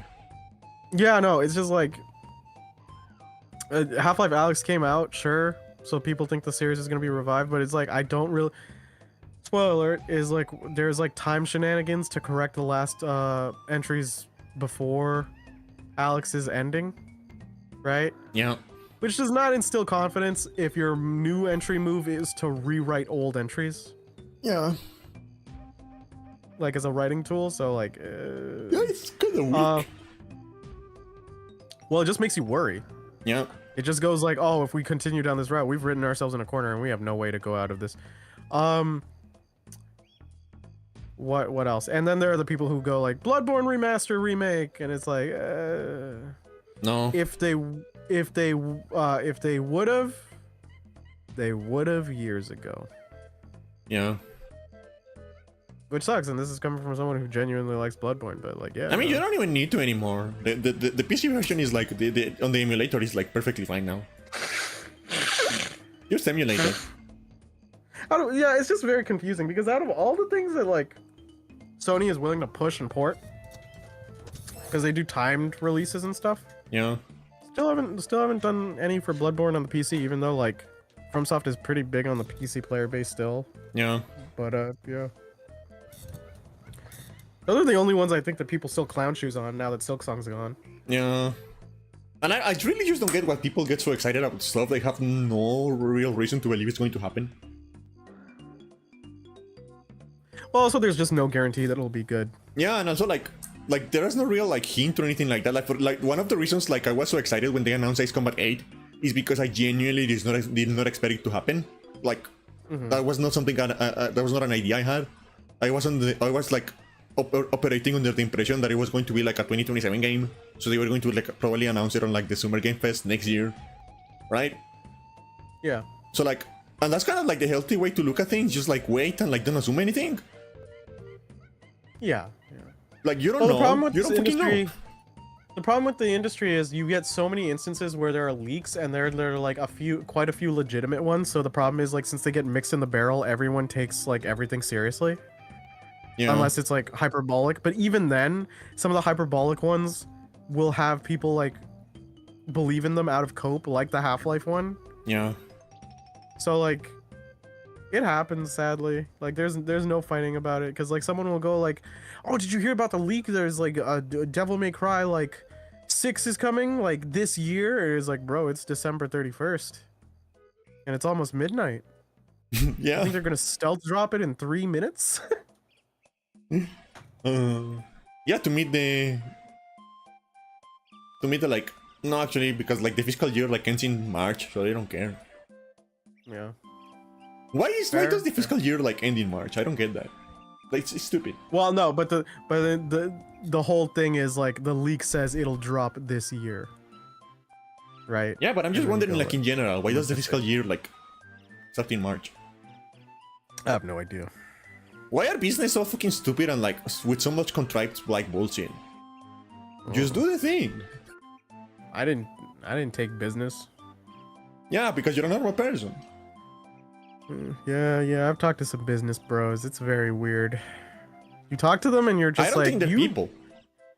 Yeah, you just feel like they're NPCs who just like have like some sort of like Skinner box input text output like they're like an algorithm. Yeah. Very, very weird to be around. Yeah. Okay, bud.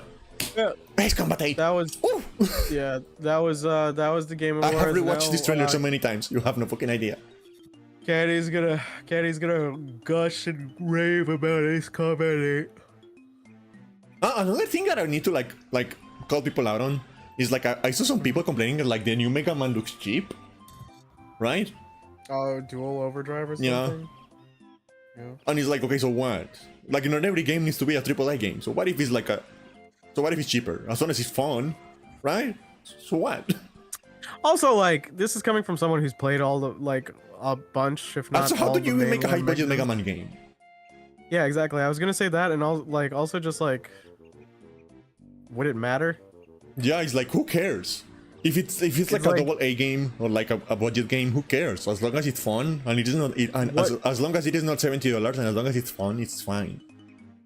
Like, Mario doesn't really go the AAA-esque route when it's doing its side-scroller entries. It's barely done any of its side-scroller entries lately. Yeah. But Mega Man still stays loyal to it. You want a third-person like Mega Man game? You wouldn't be getting a mainline. I mean, this isn't really a mainline, but still, it's not what would happen. Even if they did like add a new entry, the best thing you could possibly get for a AAA is maybe Mega Man Legends 3, and that's probably not happening. Yeah. And even then, I would argue like that game would be better off being double A. Yeah, because like the first two were already.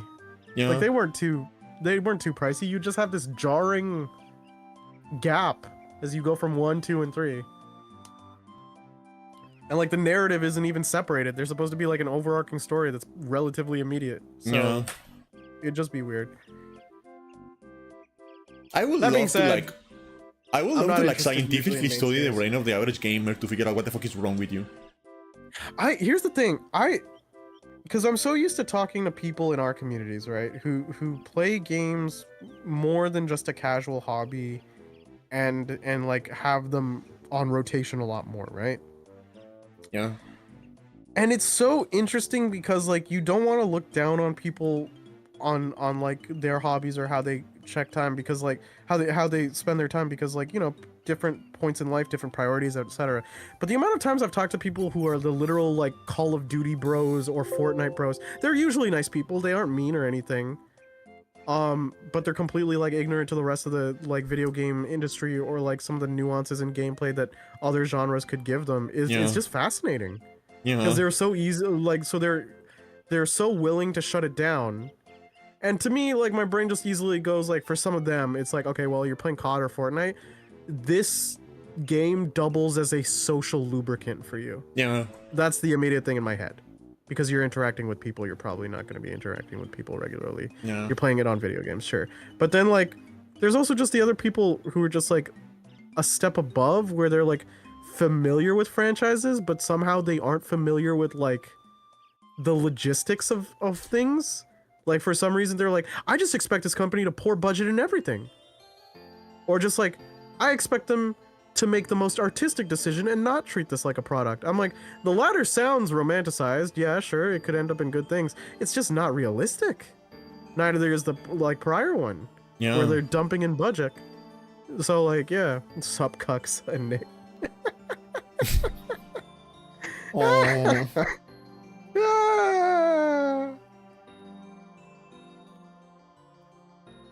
It's Oh, okay. Another thing about my week. Yeah. I spent an unhealthy amount of time just like in word- the hero select screen on our rivals looking at Rogue.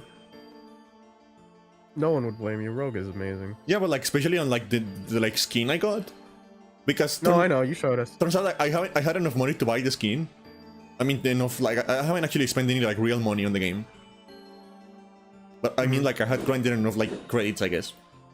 Yeah. Because I don't spend money on games like I don't as a rule I don't spend any money on games like this. But like I mean like Yeah.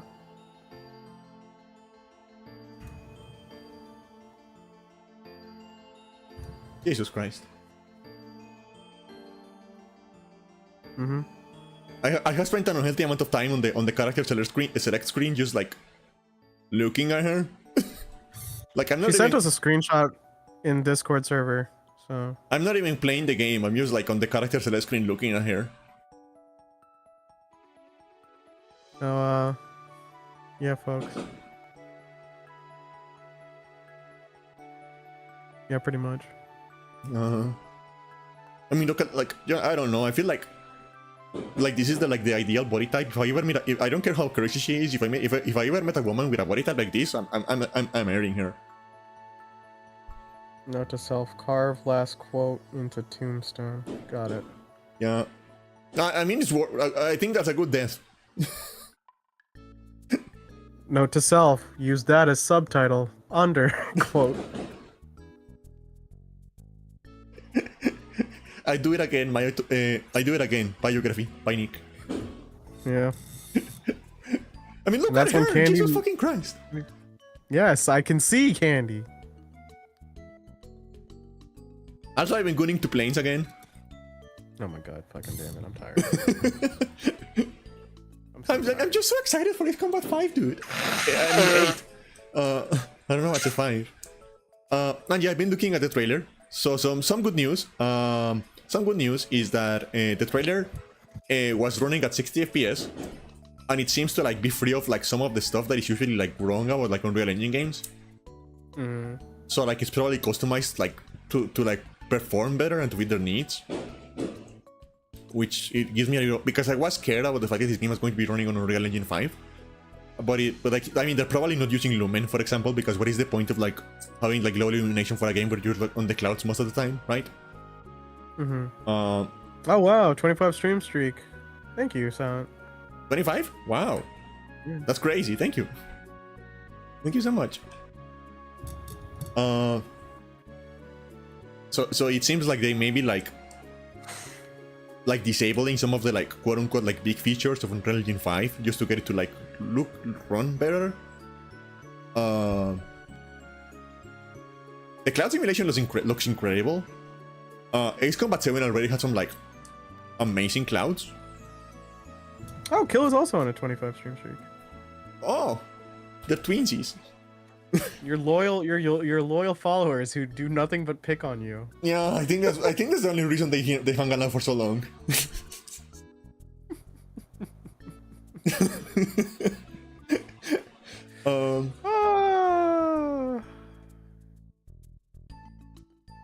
you're not. No, you're not. Oh my god. No, you're not.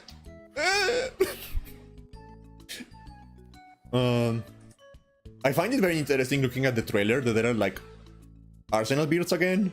Because Arsenal beards were like the super weapon of Ace Combat 7, so it's interesting that they're like using them again. I wonder how that connects with the story. Because it does feel like if you know something, if you know enough stuff about the lore, Ace Combat 7 does feel like an inflection point. About like where the way the plots are going to be going. So there's probably going to be a lot more Ace Combat 7 on this game. And like, because like, all of the games are like connected to like an overarching storyline. But they're like mostly standalone. But I get the feeling that this one is going to be like more connected to Ace Combat 7 than like the last ones were to like the previous games. Just a feeling I get.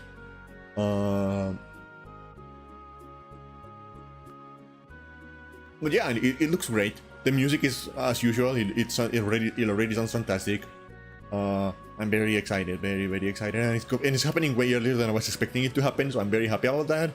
And you guys better start. You guys better be ready because we're going to like be marathoning that when it happens.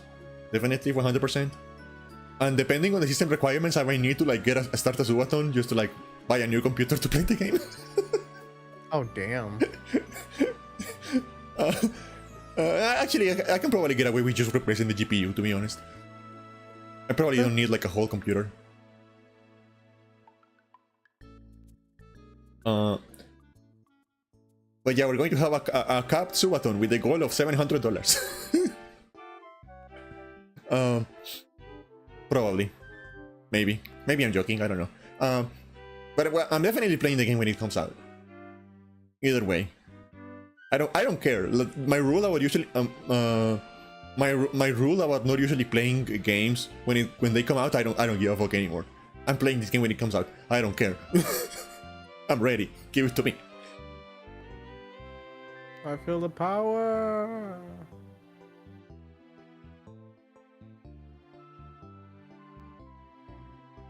I'm trying to think. Was there anything else at Game Awards? I think that was it. Yeah, I think that was it. Like, honestly, if it wasn't for Ace Combat 8, this would have been like a terrible show, in my opinion. I think it was fine. I don't think it was like good. I don't think it was bad. I was like, whatever. I don't know. Like, I feel like it was like, because Ace Combat 8 is the only thing I remember anymore. There was no other standout announcement for me. I think Dur and I had a conversation, and you as well, just like on the idea that like, yeah, you pretty much Kill is like, yeah, but that's because it's the thing you like essentially. I feel like it's harder for us to get surprised in the industry anymore. Yeah. Because like there's there's one of two things. It's like usually the whole remake or remaster thing has gotten so like, okay, yeah, it's bound to happen. So even if it got announced, I wouldn't like really care. They are remaking Tomb Raider. Crazy. I don't believe it. I didn't expect it to happen. Wow, crazy. Yeah, it's just like, yeah. Oh well, the reboot. You know, oh yeah, we completely forgot about the reboot Tomb Raider. I thought it was good that Lara's like confident and kind of like feeling herself again. Yeah. Which is good. So hey. I don't think that's a valid criticism. I think the Lara on the reboots was hot. The problem is that she was a whiny fucking baby. I think reboot Lara was hot too. Yeah. But like yeah, no, I'm with Candy. She's not a very, because Lara in the originals is a very like driven character. She has her own goals. She kind of has fun doing what she does, right? Yeah. Whereas like Lara in reboots is just like, oh god, I gotta do this next thing. She always cry about her dad. Yeah. He's like, yeah, I get it. Your dad died. Get over it. It was 20 years ago. I will say, you know, it's a great thing to add to her character design that like I didn't know would stir some things. Just give her a silver streak on her bang. Oh yeah, make her a MILF. Yeah. And I'm just like, you know what? Yeah, you guys cooked. Yeah, you guys cooked.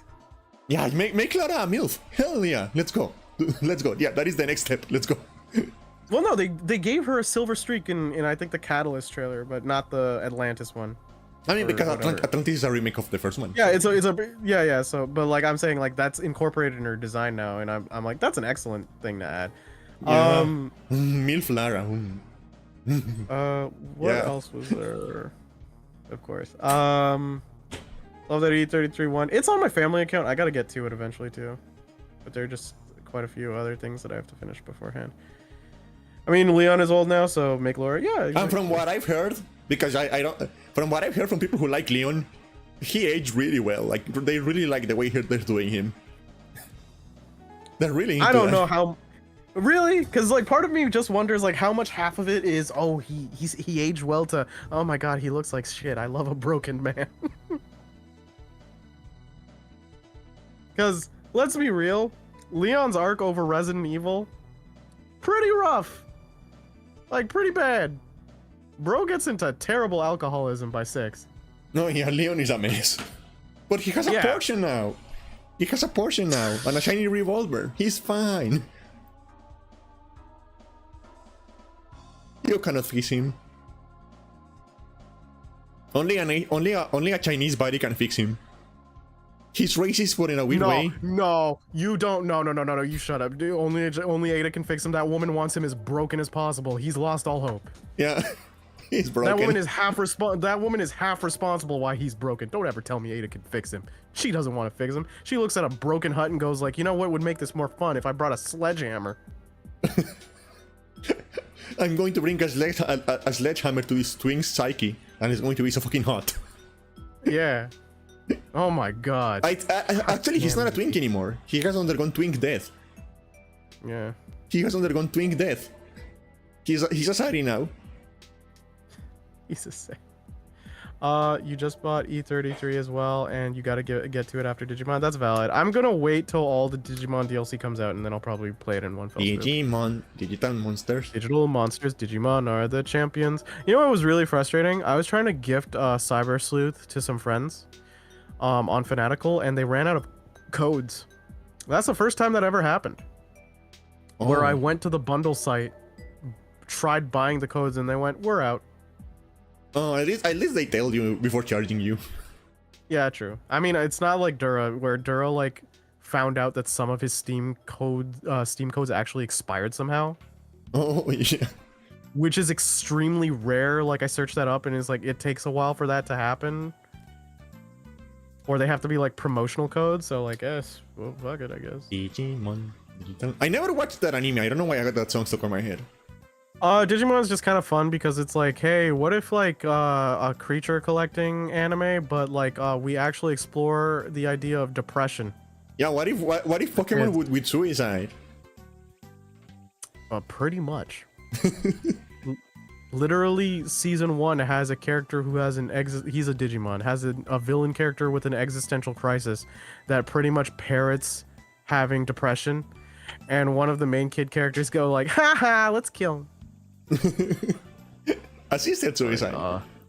And you're just like, oh, fuck. Also guns. And also teens. The dub of the original is also really funny because it was like in the heyday of like 4Kids, but I don't know if it was done by 4Kids or someone else, but it's just like literally the main villain talking about like he's trying to like sell entropy but like PG-ify it, like kidify it, and he's essentially like, why does everyone else get to eat the pizza while only I eat the crust? I was like, damn, he's spitting. Yeah, that was for an 8-year-old. That was hard. Yeah, that bro had no reason to go in that hard. Preach, brother, preach. Say it with your chest. Yeah. Speaking of that era Digimon of just have more translations. fun designs, in my opinion. But yeah. Speaking of that era of translations, why is the fucking One Piece song so fucking good? Doesn't have the right to be that good. Not just One Piece. Like almost all of the 4Kids openings are extremely catchy on localization. I think those are like one of the few times where they probably like field tested it a lot. Yeah. Because that's the whole point, right? Yeah, yo. Because Western Don't theme give it up, songs. Luffy dreaming. Man, don't give it up, Zolo dreaming. Don't give it up, Name dreaming. Don't give it up, give it up, give it up. No. But there's also like the Shaman King theme song, which is amazing. There's also like the Pokemon one, which is a classic. There's also like the Teenage Mutant Ninja Turtles one for their 2001 animated. Yeah, 4Kids, out of all the things that 4Kids did, the one thing they did right were the theme songs. Yeah, yo. I also really like the. I don't know. the version with like is Chris trying to like convince Ethan to fuck his sister. Oh yeah, no, I remember. You and I used to like listen to that over and over again. 'Cause Yeah. it was so funny. Just give me your semen. Yeah, it's really funny. I'm going to clip that. Give it up, give it up, give it up, give it no. You're gonna clip me saying that out of context? All right. I wonder who is like who is Chris's obsession now? Ethan was the joke. Yeah, but like, Ethan died. He's dead now. But like well, here's the thing. If Chris finds out that Leon is still rolling around, you know, in Raccoon City, he'll be like, hey. Yeah. You know, I see you haven't managed to put a ring on Ada. And like, just fuck my sister, man. Just fuck my sister. I'm begging you. Come on, man. It's like a freaking bistro out in the sun. Her eggs are gonna expire. You gotta hurry up. The time is clicking. The timer is ticking down, Leon. I'm really not appreciating how you constantly describe your sister's body, Chris. She's withering away. You need to do it. Don't you want a Redfield MILF? Please do it. Come on. Come on. Come on, hair. Oh god, no, he wants it in. Oh yeah, I guess. If you did it on, he'd be like, "You're wasting precious resources." Like I can imagine Chris like scooping it up and like turkey wasting it. This is like the historical thing where I think like the Emperor of Prussia was giving advice to his brother-in-law on how to plow his sister to ensure that they would have kids. And like he wrote letters to his other relatives like, I gave him all the tips I could give, but if only I could just be there to witness, to make sure he did a good job. Like, and that is the only reason I want to look at this man fucking my sister. No other reason at all. No other reason at all. It's for the concern of the Empire. Yes, we need more hairs. Just in case. The Holy Roman Empire was just making sure that they got everything done. Indeed. No other reason at all. No other reason at all. And his brother-in-law was like, I think, the king of France at the time too. So yeah. Yeah, I'm just looking out for the people of France. We don't need a succession crisis. I'm just looking out for them. He's looking out for them. And no other reason at all. He's just outside the door as they're doing. He's like, "Are you doing the twist move I told you about? Are you facing west like I told you to? Remember, gravity will assist." Pile driver. Actually, what? Did they have sex position back then, or did we invent that later on? When the cuck is backseat driving might be the funniest thing. It might be the funniest idea as a concept. The cook is I like mean, gaming. in this situation, he's trying to coach. He wouldn't want any of that, but it's like the idea that the idea that you have to do a live performance for the cuck and you have to meet like criteria, otherwise you're disappointing them. Now I'm just imagining like the cook with the little hat and the whiteboard they use for football coaches. I was imagining, you know, the ice skating scoring system. Yeah. Yeah, I was imagining that. Yeah, the cock chair is like one of those like super tall tennis yacht chairs. And he's just there like judging like I'll allow it.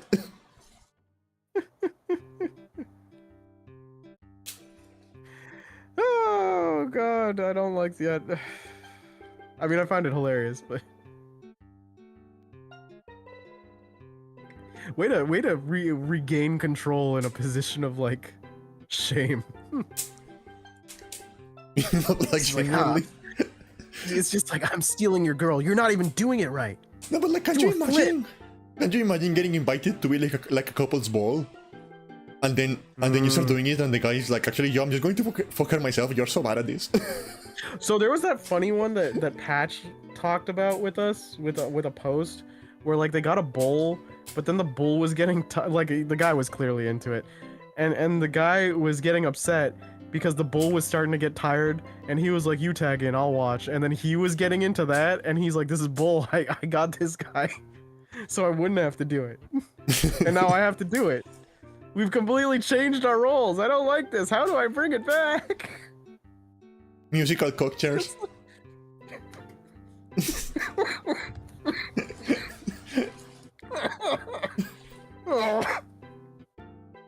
The musical cock chairs. The last one standing has to fuck my wife. The last one standing in musical cock chairs has to fuck my wife. I wonder if that would be like a Yakuza sub story. Probably. Probably. If you're gonna fuck my wife, do it right. There's kind of like something like that in Assassin's Creed Odyssey now that I remember, because you have the option. There's this old lady who's just like, I need elderberries that would like revitalize my husband's libido so that he and I can make mad love, because my sex drive is high, but he is, with his old age, he is getting tired. And then you have options of how to solve it, right? You can get them a bull. Yeah. And then he'll do it. You can get the elderberries and the husband can do it.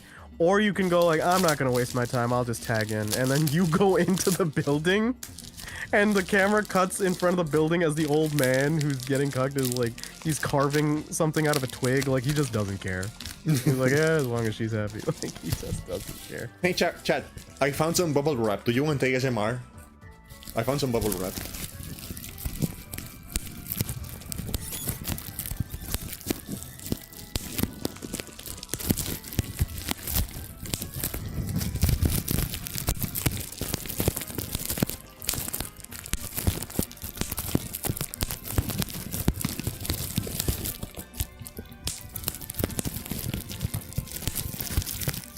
Are you popping it?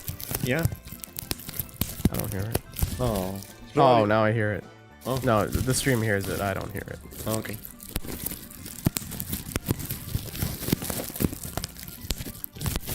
Okay.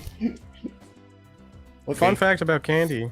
She used to eat bubble wrap and then get into fights, so when people punched her in the stomach, she would giggle when the noises come. I never did that, but that sounds like something I would done. I never did that, but it sounds believable enough. One day I gotta make a wiki page for you and just start adding in like random lore that isn't real, just to see what people can discern is and isn't real. I mean, there's a VTuber where we can make an article and like start putting random stuff in it. Yeah, I can just start. It has to be me putting in the false stuff, and then we have to have a segment in a show or something that's just like fact or fiction. Yeah.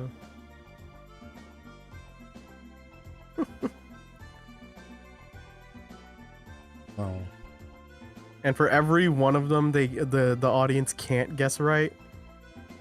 It stays up on the page. Yeah. No, it's like there's like a treasure. There's like there's some sort of treasure, and you have to like decipher the riddles, discover what is true. Well, people have to understand the consistent lore that you have, and then they have to figure out which one's a lie. Yeah.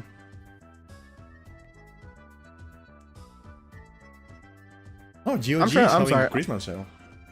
Oh, sweet. Here's the thing. There are a few more games on... Okay, so the thing when I bought the games, right? I don't actually have that many games left on my wish list. Yeah. I have like one on my PC one, and that's the Digimon Story one. And then on the PlayStation, I think I have only like 4.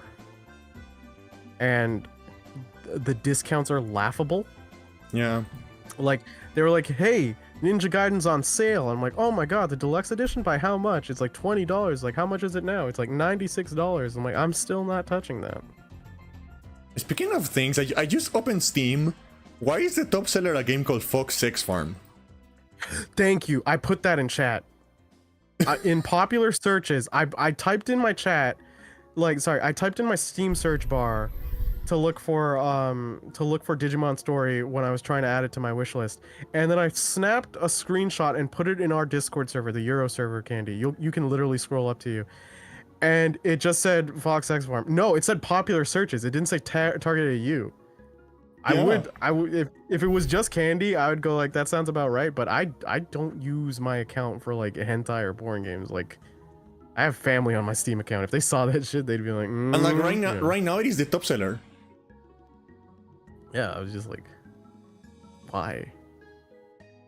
Right now it is like it is like on the homepage on like the top sellers. So yeah, Horny Yakuza. Why do you want to fuck a fox? Yakuza Kiwami is still at 100, but like there are two games. Like the first Berserker is like 65, which isn't too bad. I'm kind of tempted, and then Bleach Rebirth of Souls, because I'm a filthy Bleach fan, is $68. So I could never own a console. Jesus fucking Christ. yeah, no. I to be fair, a lot of it is just the fact that like I carried over like a large library from the last generation. Yeah, that's the only reason. And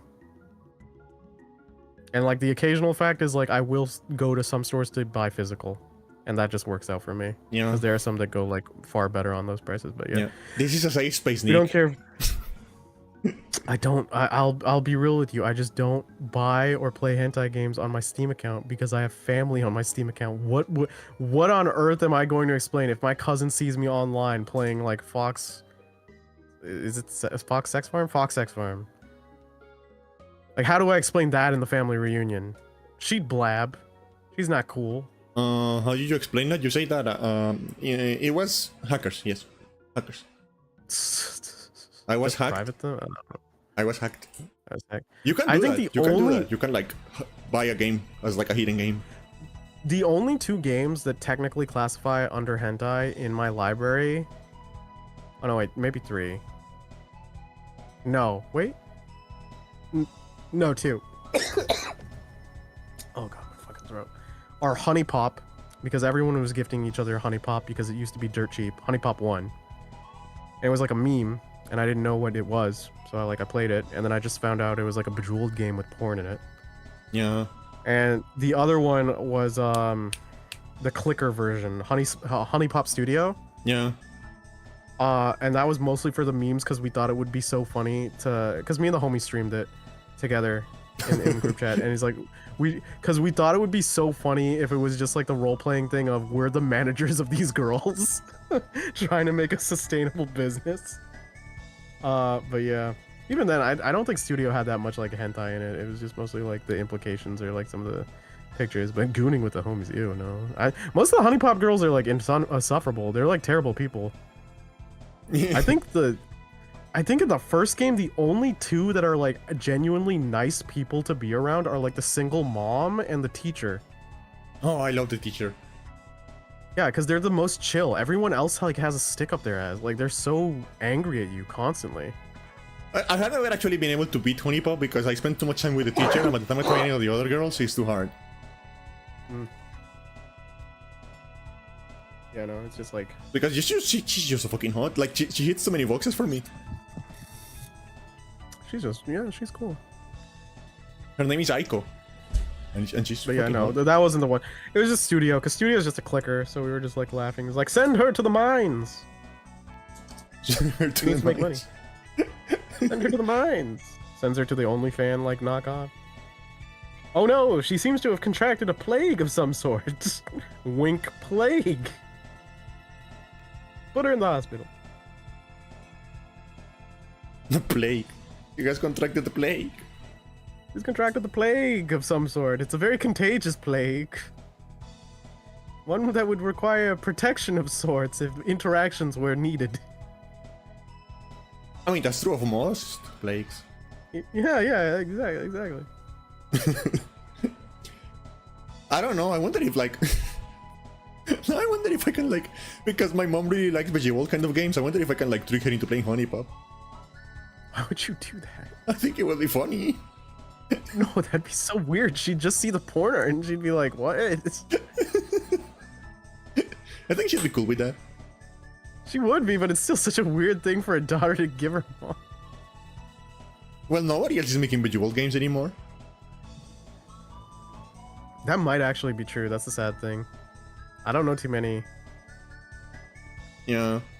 That entire segment of the market seems to like have disappeared. When phones became a thing.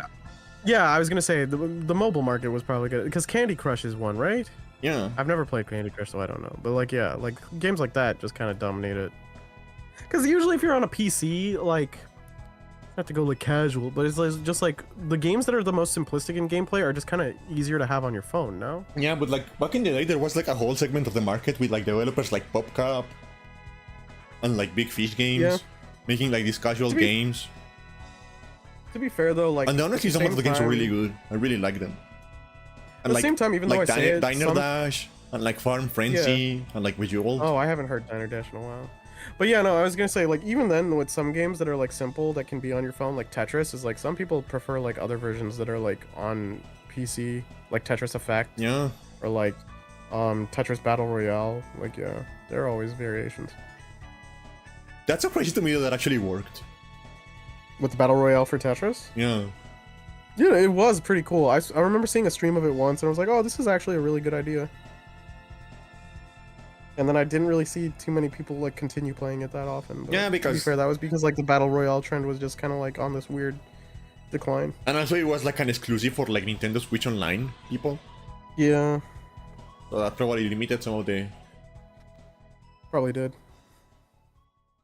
I Nintendo know gets we the talked about weirdest the exclusive Steam sometimes. Steam Machine, I really hope the Steam Machine is priced at a point where like it can compete, because I would just like it for the whole of like console gaming to not have paid online, because I hated it when Microsoft normalized it to the point where even players are like, you can't pay $60 a year. It's like, you shouldn't be paying for online. End of Yeah. story. So like, yeah, It's probably going to be 700. it's gonna be more expensive. It's not. I think they'll cap themselves with the foot if they go anywhere higher than 800. But like, I think it's 800 going to be probably itself. 750, 700. I can see 650 to 750. Yeah, that's probably going to be. Yeah. And if it does go that way, I genuinely think it has like a better shot, Yeah. because there's so many people who have like lackluster like laptops or whatever that have a Steam account. Yeah. So that's a possible market as well. And it also doubles as a PC, so like, yeah. And maybe we'll like get like stop companies from doing like stupid kernel anti-cheat. Yep. Which I heard a conspiracy theory the other day that the kernel anti-cheat was like a conspiracy theory to like try to like bring paid online to PC eventually. Ugh. Which is if anyone ever tries doing that, they're going to get killed, like straight up killed. Yeah, get ready to get like the full force of like the biggest game community that would hate that. Yeah. It's not even that the consumer is necessarily being unreasonable. They're willing to pay for reasonable services, but when you give something that's genuinely free, like that's originally free, a premium service charge, when the justification of it is like not to par, like of course you're gonna get blowback. Yeah.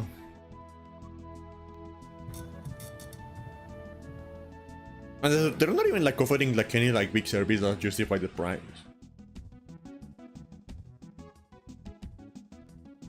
It's like, If there was some sort of incentive, then like sure, right? But it's like they never Yeah. do. It's just like, hey, here's the thing that you used to have, but now you have to pay for it. yeah. And no, some sort of cosmetic thing where they give you a skin doesn't count. That's not really much of a service. That's just like you getting a little tiny hat.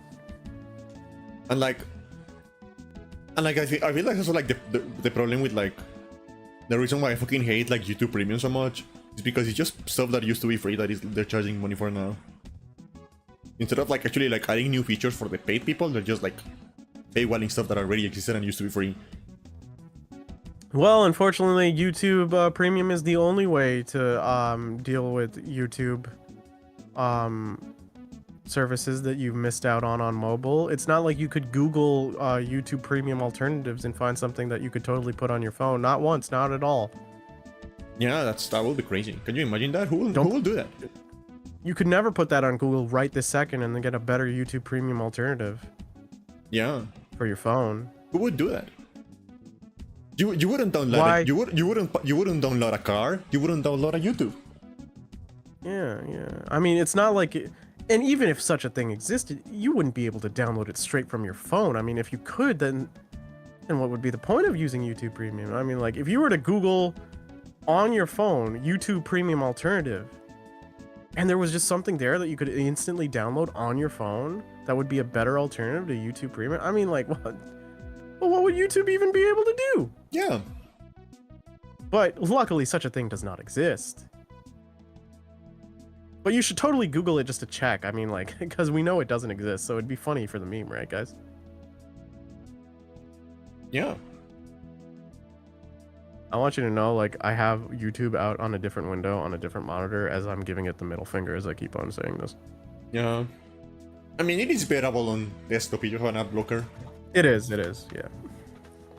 I also have an extension to like, because I don't know why YouTube caps the speed at 2 times. I don't understand. Oh, I that. have an add-on that I have an add-on that makes all video players me too. Go up to higher speeds, yeah. And I know someone's gonna go like, oh, brain rot, attention span. It's usually for me to sift through, like if I'm rewatching something and I'm trying to find a specific scene or a specific still that I want to download as a reference point, it just helps. Yeah, I do it for like time lapses and stuff like that. Fair. Yeah, because I would watch stuff at like higher speeds, but unfortunately, I just don't understand the voices anymore, so I cannot. Also, it can just like mess up how you process the information because there's just too much happening at once. I max out at like around like 3.25. That is the point where I stop understanding. Fair. I don't think I go beyond 4. At 3.5, I can understand the words, but I'm not processing them anymore. So 3 is really my realistic limit. And to be fair, I watch most stuff I watch it at like 1.75 to 2.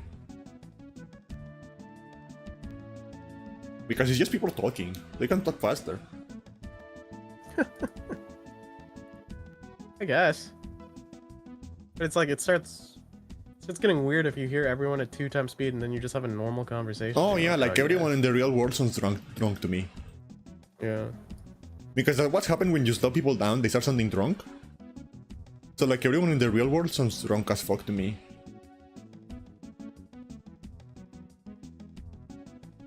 Fortunately, drunk people are like very conspicuous, so I can still tell them apart. You know, despite the fact that everyone sounds drunk to me. Hey, Nick is not the only, believe it or not, Nick is not the only person I talk to.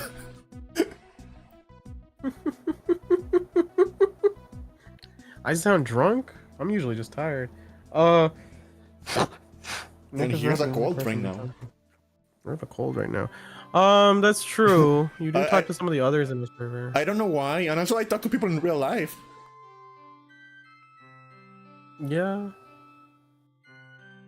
Yeah, you do. And also for some reason, the subtitles, because your name was Nickerson. What? For some reason, the subtitles got your name as Nickerson.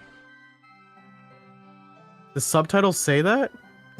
They were like, I saw like the preview for the subtitles, and they got your name as Nickerson. I don't know why. That sounds bad. Yeah, you can change a couple of letters there to make it really bad. Yeah, it's Twitch stream. Calm down. Don't call me that.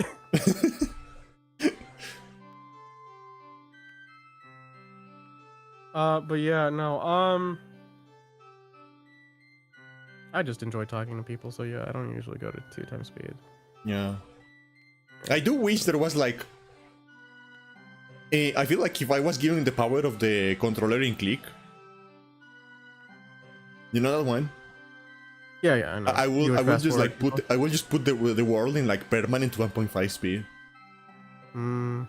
Maybe we'd get a lot more done, but then life would feel shorter, wouldn't it? Yeah. Yeah. That'd be terrifying. Yeah. Yeah. 80 years would be reduced to what, 60? Maybe. Yeah. But realistically, I have 50 anyway. Oh my god. I don't like thinking about that, but I can also thinking about that. I think about my mortality a lot too.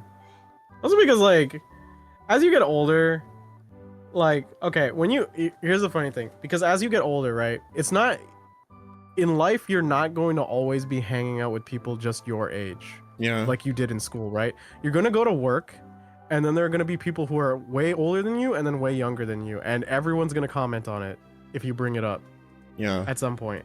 And like the point that like I have like as many of my old uni juniors or like nieces and nephews, well, my nieces and nephews get a pass because it counts, but like the amount of like people I know that call me Unk, I'm like, yeah, I can't even debate.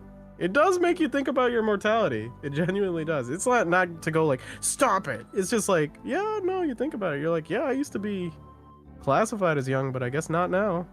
That's kind of sad. Yeah, pretty much. At least they don't tell you you're washed out. Oh, that sounds meaner, yeah.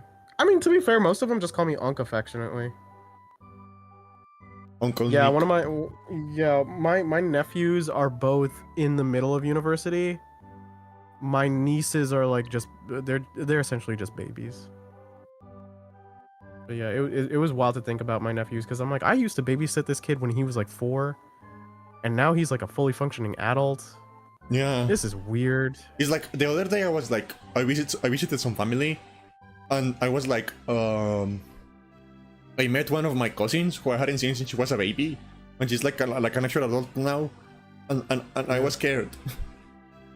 Yeah, it feels weird because you're just like, damn, I knew you were. That's why, like, you know, when you used to be a kid who like rolled their eyes at like the aunt or uncle who went like, oh, I used to know you when you're a baby. It's like, this is crazy. You don't understand that until you get to that receiving end where you're like, oh god, it is crazy. Yeah. And they're trying to be nice about it. Yeah, they're trying their best because like they're saying it in that tone because they don't want to freak out internally of, oh god, the passage of time.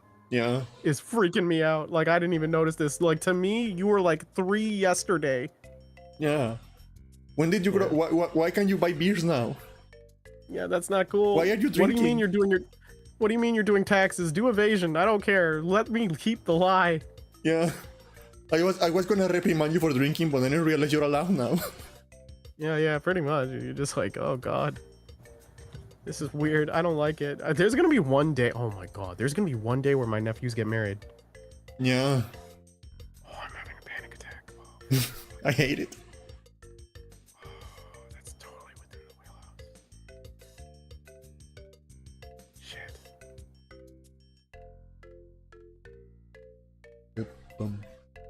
Well, when we get there, I guess I'll just start developing a healthy sense of alcoholism. Yeah.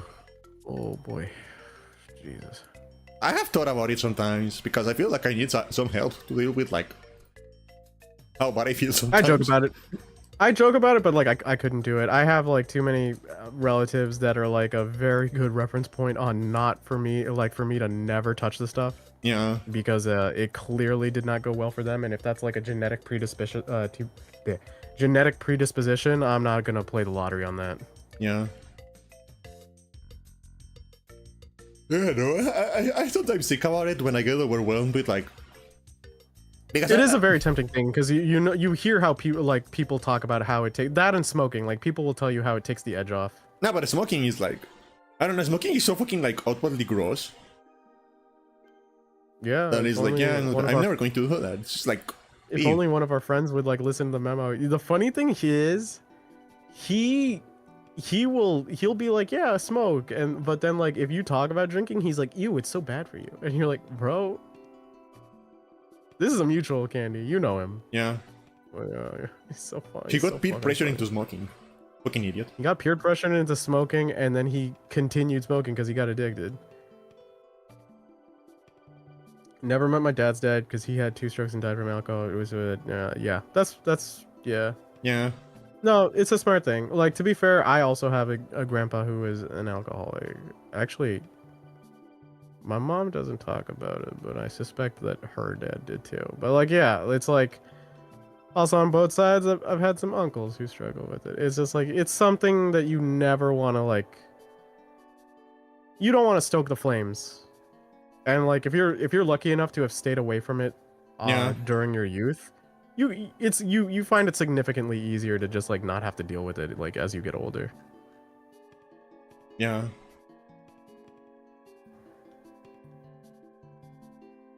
Especially when you can actually like quantify the consequences.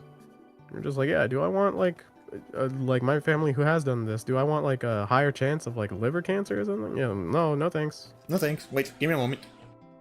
Yeah, no problem. I guess I'm on stream. I think I was also lucky by both parents randomly drank, and I never pressured, but they were so strict. I felt like, but they weren't so strict. I felt like rebelling either. I feel really bad for everyone else. Yeah, it's like with any addiction, it's a tough thing to deal with,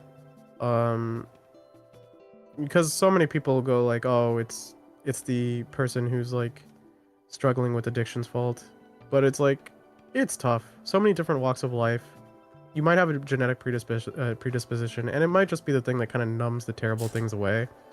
I'm back. And it can spiral. So, you know, I try not to guilt them. Yeah.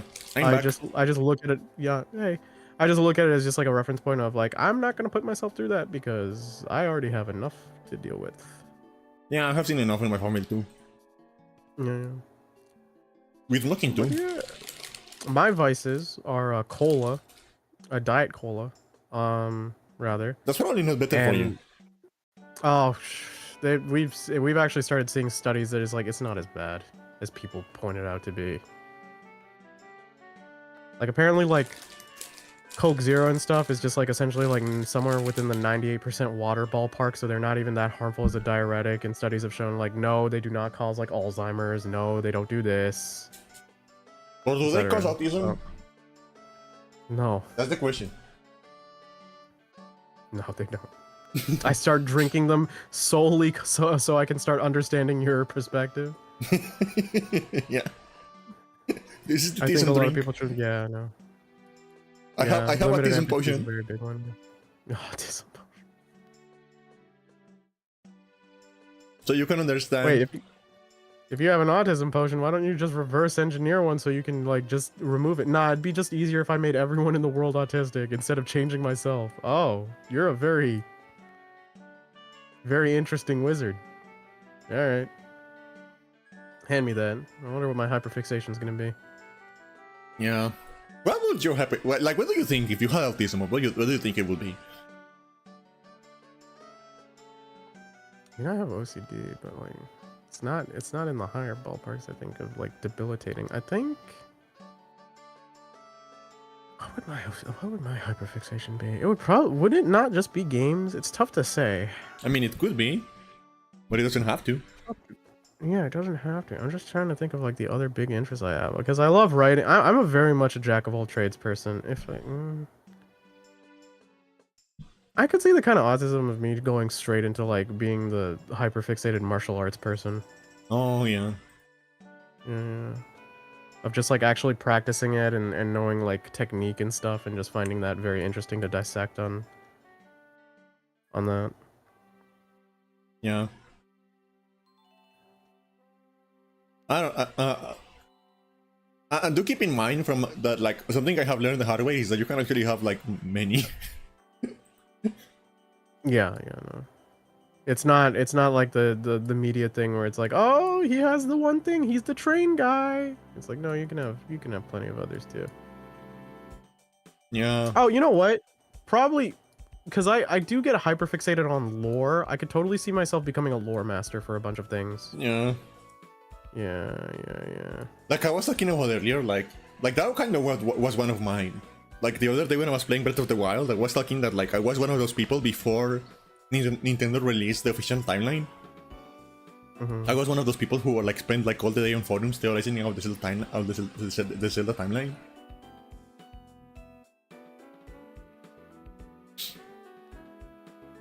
So, no, they're and that was probably autism. Would I end up becoming a Warhammer guy? I mean, like I already kind of like Warhammer, but not to that degree. And then during that conversation, I realized I was like 8 years old, unsupervised in internet forums, and it's a miracle I wasn't groomed. Oh god. Oh, that's killing me. I mean, it is a miracle. Like I was making myself a target in many ways. Yeah. Oh god. He's got the sniffles. I gotta drink so much water after this. And then I'll probably make myself some soup. Even though I hate soup, I gotta make more of it. Why are you buying clothes at the soup store? So fun fact, I knew that content creator before the meme, and he is so funny. But like, it's a shame because like that was the one joke that blew up. But like he has his whole series was like absurdist humor that was actually really well layered. So I was always like bummed out. I was like, oh, you guys didn't get some, like you guys didn't add some of the other jokes to be memes. Like Purple Eyes was one of my favorite abridgers. I love him. He's really funny. Maybe I want soup. Maybe I want clothes from the soup store. You never know. They may be good. He's retired though, so it is what it is. Yeah. Yeah, no, Suzaku and Lelouch like arguing at the soup store. I mean, to be fair, the reason why I suspect it blew up, and to be fair, it is a cynical part on my part. Like, it's a cynical on my part. Is there's some memes that I look are only popular because I'm sure it's like someone nabs the thing and then sends it to a friend and is like, "That's so us." Yeah. Or me, and he's like, "Yeah. All right." It's like, "Yeah, okay." I remember because like there was a point where that whole mentality was getting really annoying, and like wait, why did I get tagged in this? In what? Oh, it's because my friends invited me to their D&D server based off of Fire Emblem Three Houses, so I know their lore and stuff. Oh, they're playing D&D based on Fire Emblem. Can you invite me? No, you're not allowed to socialize with the normal people I know. Oh, but I love Three Houses. I know you do. I know you do. I stay up until. I'm sorry. I stay up until 3 a.m. watching the Fire Emblem Three Houses as Vines things. Yeah, you do. Can I get invited to I don't play the D&D matches, and I think they've already set up the campaign. They just like, mostly because I like making OCs. I like talking to people about OC. So they were like, oh yeah, we have art of our characters and stuff. So we'll invite you to the server if you want to actually watch like from an outside perspective. I was like, yeah, sure, whatever. I don't mind. Yeah, whatever. I can do that. I'm like, oh yeah, their characters are really cool. They had art made of them. I'm like, yeah, I respect that. To be fair, also they aren't regular on D&D. I think they do it like once every 2 weeks or 3 weeks at best because it's adult schedule time. What was I saying before this? What was I saying before all of this? Fuck, I forgot. Candy, do you remember? No. I'm not good at memories. Hold on. I'm a little goldfish. Abo, abo, abo, abo, abo.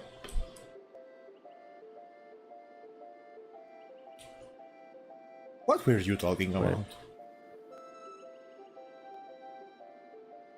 Oh, it's the meme thing. Oh, yeah. Like, it's me it's me, or well, to be fair, me for real sounds a little ironic. Like it's joking, like it's casual. Yeah, it's just like me it's for like real, you don't. for real. Yeah, it's like you don't really even believe what you're saying. But like I remember our mutual friend put up a thing that like I agreed 100% with, and it's like, bitch, you are not funny. You pointed a trash can and went me and then laughed. That is not a joke. And I'm like, oh, thank God someone said it. Like, just like. But what if I am like the piece of garbage, huh? What if you truly are like me? Would you classify that as the joke then? I think in that case the joke is me. Oh my God. I think it. You know what? I actually also think like when it comes to humor, it is very hard to sell self-deprecating. Definitely. Yeah. Because self-deprecating always feels one step below. This person might be using me for therapy. Yeah. Which is funny. Oh yeah, when my junior visited, like my junior coworker, they were talking about a guy they liked and like how it didn't work out. And she told me one of the funniest things was a red flag for her was that he liked stand-up comedy. And then I sat there, I'm like, What's wrong with stand-up comedy? Because like Candy and I kind of like stand-up, and I'm just like, is it just a generational difference thing, or is it like I'm like, to be fair, you know what? When I think about it, there are a lot of stand-up comedians, so it really does depend. Yeah, it depends on which ones he's watching. Also, I suppose like there is like a pattern of like some people who are really into stand-up who overanalyze that type of comedy as the superior one. Yeah. Kind of like an elitist set, which I can get. But at the same time, I do look at others who genuinely look at improv as if it is the foundation for new comedy and it is like the 100% way to go. And it's like, not really. Like comedy can like improv can like go stale. It's not perfect. Like it really has everyone. It needs everyone to be on point, versus like a well-constructed like scenario, skit, etc. So like yeah, there are strengths to both. There are definitely strengths for both. I think like improv will definitely help you to like improve your delivery. Yeah. But I also think like a well-constructed like joke can actually be extremely layered and fun on dissection in a lot of different ways. Yeah. Yeah. I got a hiccup. But I remember when she told me that I was like I was just giggling internally. It's just like, damn. I even asked her. I was like, really? It's a red flag? Why do you? He's like, I don't know. And I'm like, okay, fair. Yeah, fair enough. Although she did admit, and this made me happy at least, she did admit like not all of them are bad. One comedian that she said that she kind of liked, even though like it wouldn't necessarily mesh well with her friends, is like she loved Norm Macdonald. And like yeah, everyone loves Norm because Norm is just so funny because he's on delivery. His jokes like suck, but he's all about delivery. Yeah. Yeah, I think like part of the point is that like he's kind of like not that good at it. Like as far as the jokes go, it's like no, kind I think he leans into it. Yeah, he leans into it because like his jokes are just so whatever, but the way Norm delivers it, I'm sure you've seen him. Silent. Yeah. It's just like it's like hearing of him, like yeah, maybe you don't know him by name, but it's like yeah, Norm was really funny. Yeah, but he's just so like some of his fucking comedy sketches, or just like like I think he was like the Colonel Sanders for a while for KFC as well. Like Norm was a treasure. Yeah. We also talked about like other comedians who are kind of like more delivery than they are like the actual content of the joke, and I think like John Mulaney kind of goes in there too. Yeah. Yeah, except he's the voice and the energy for him. Yeah, he's very much like old-timey comedian, but like he's a very good storyteller because of that and leaning into that. So, yeah. Yeah. It's an art. Not everyone is good at it. Art. Yeah, it's an art that I respect, but at the same time, there are others in this field of art to whom I do not hold high opinions of. I mean, yeah. I'll put it out there. I'm not a big fan of Bill Burr, or mostly anyone who said yes to going to that Riyadh Comedy Festival. Yeah. Controversial, I know, but like, yeah. How about the culture, Nick? The culture. Oh, the culture is like, hey, yeah, the culture that you talk about where you're like, oh, man, comedy is just so different nowadays. Like the new generations are trying to censor what we say. Okay, let's go to this comedy festival. We won't talk about any sort of terrible things they're doing. The Riyadh Comedy Festival was like taking place in Saudi Arabia, like after like it was clearly evident that it was being kind of like used as a scapegoat away from like the bad publicity of some of the terrible things. Yeah, it's the same reason like Saudi Arabia invests so much money on sports. Yeah, it's just like some of the terrible things that they were doing, such as like sawing journalists and stuff. So yeah. Turning journalists into paste. That's not good. And then after that, just like when people were calling out the comedians who were going there because they were clearly going there, it was essentially a cover-up for, well, not cover-up. It was essentially a scapegoat that was being paid, essentially to turn the other cheek. It's called, I think it's called cultural whitewashing. Yeah, it's just also the fact that it's like, you know, you can claim you stand up for like freedom and entertainment and stuff, but like if you're also going to just like go there when you know the people paying you directly are doing some terrible things, and also a lot of the people there really didn't need the money. They were doing well. They were very much doing well. So it's like, yeah. Like, hey, maybe I'm out of left field, but if a guy's going like, you don't understand, I need the really large paycheck. It's like, don't you have everything you've ever needed and you really don't need the extra money? It's like, yeah, but like, I want more. Like, okay. Yeah. Well, you're gonna get the backlash, unfortunately, because you're really going directly under people who've done terrible things, who are paying you to essentially make people distracted from it. And you're also kind of a hypocrite because you talk about like censor culture when you're working under like a company that's going like, hey, don't mention the things that we did. Yeah. Maybe railing against censorship is not that smart if you're is not that brave if you're actually working for like a dictator. It's not. It's like I don't necessarily believe you if the price point changes your opinion. Yeah. Yeah. That was the sentiment for a lot of people. I can understand the idea of like the propagation of art, and in truth, like sure, if there are oppressed regimes, the idea of art being allowed to propagate there is totally correct, but it's like at the same time, like I don't see it. Two different colors. Yeah, but like you can't be excusing like the murdering of journalists and stuff like that. Like yeah. Yeah. And like some other terrible stuff that we won't go on into. I'm sure you could like search like the plethora of shit that goes on because of it. But it's like, yeah, it's just like, yeah, no, it's you can boycott things effectively and still propagate like art.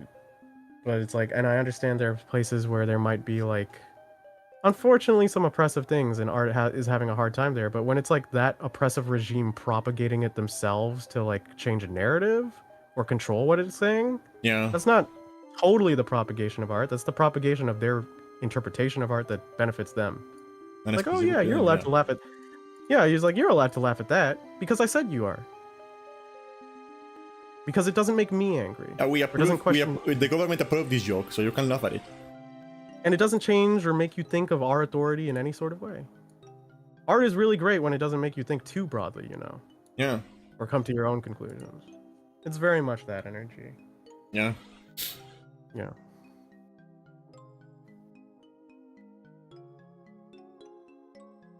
We were talking before this. We had the Game Awards, we had me drinking soup, we went into the memes, we went to here. Showing porn to my mom. Why are you like this? That's relevant to you viewers? That's true. What are we gonna have to talk to that's relevant to them? I think he meant American. Oh, American. So like instead of America to like Europe and well Kill is from New Zealand. What's relevant to New Zealanders? What? Hey. You guys stay away from my mom. I'm not allowing you guys. I know what you guys want. I'm not allowing you anywhere near my mom. Can I be near your mom? Oh, okay. Only once. This plays out exactly like some videos I've seen.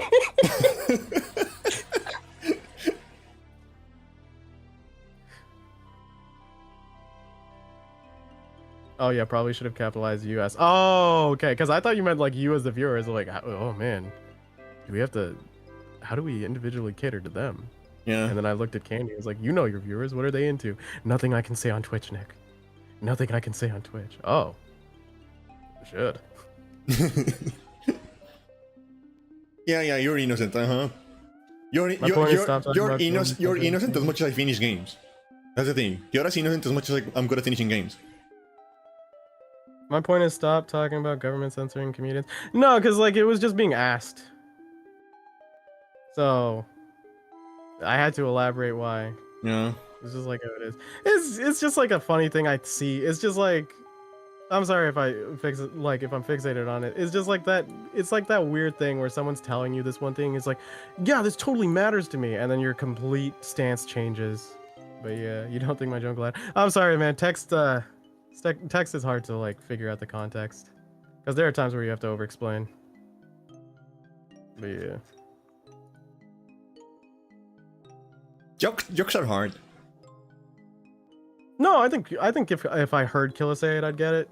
But there's so many times where you're hardwired when you read something to take it at literal. You know what I mean? Yeah. That's why like I get so anxious when people text me more than I ever do like calls. Really, I'm the opposite. No, cause hear me out.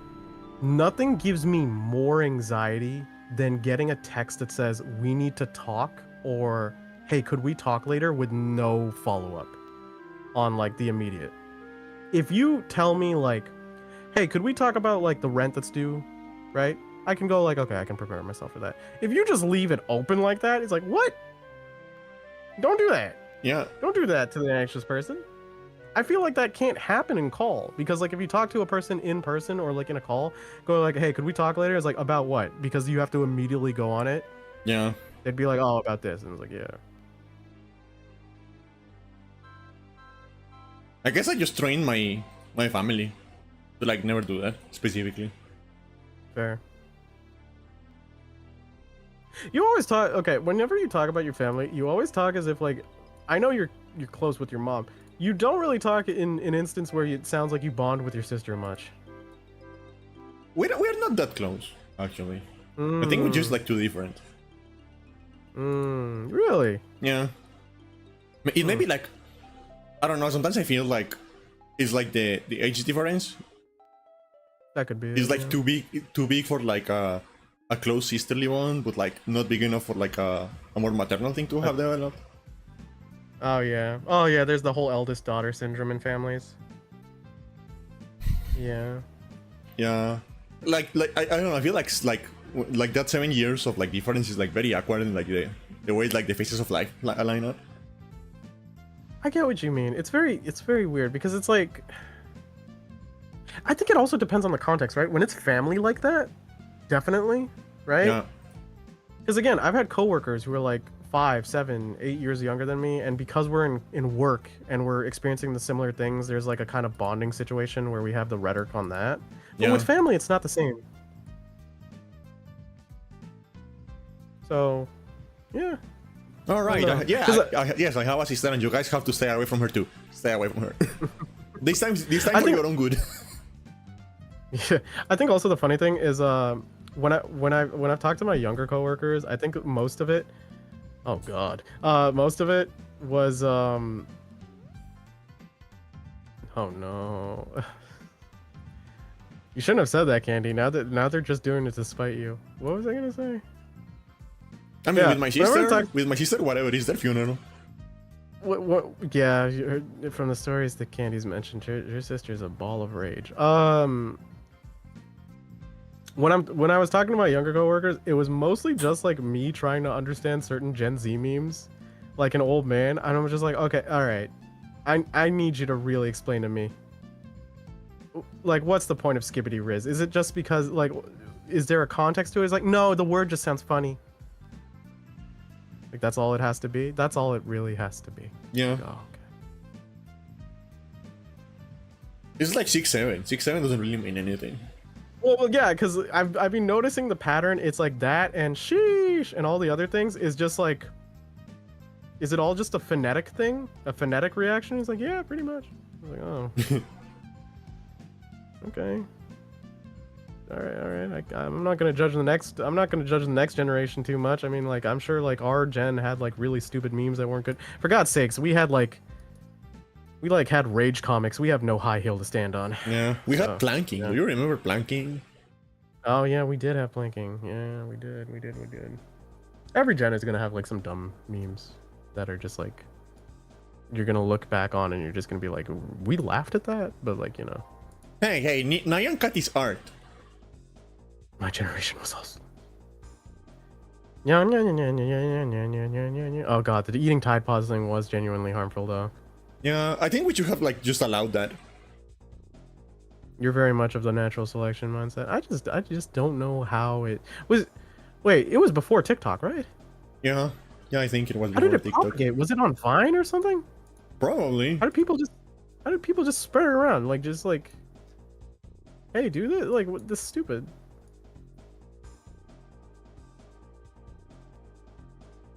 Yeah. I don't even know when TikTok came out. All I know is TikTok came out a little after Vine came to death, and it's like, hey, what if we were Vine, but arguably worse? I think that the timeline was Vine dying, musical.li happens, TikTok happens. I think that's the timeline. Do you remember Musically? That was like the intermediate, like the. I didn't use any of the three. I didn't use. Me neither. I didn't use TikTok. I didn't use Musically. I didn't use Vine. I think the only thing, my only exposure to TikTok is when TikTok is reposted onto YouTube. Yeah. And that's about it. Yeah, I did watch a bunch of. I never had a Vine account, but I did watch a bunch of like Vine compilations.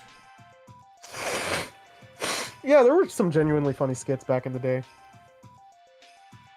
Road work ahead.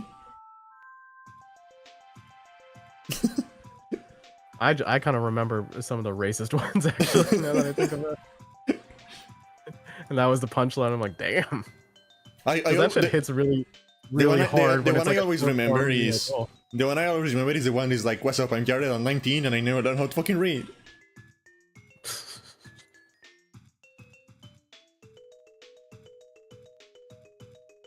Do you think there's gonna be, okay? I mean, it's an answer of will there ever be? So it has to be yes. But do you think we'll see a new social media platform blow up in like the next 5 years to become like one of the big greats, quote unquote?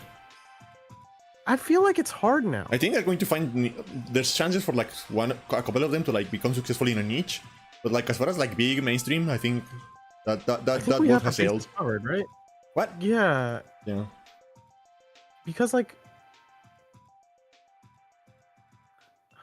I'm not sure. Like I never want to rule out the innate possibility. Like maybe there's something I could never account for, and then it'll blow up. But it's just like so hard to imagine. Like it feels like we have every. Also, like it's just like it's very interesting because like people always do the thing. It's like, oh, this like site, this social media platform, and this thing is gonna burn down, and now we can move on to this, and it'll work. And it's like, it doesn't usually happen, sadly. Like it's very hard for that to happen. Yeah. Like the only time I can really remember like that purely happening where it was like uncontested was like MySpace to Facebook.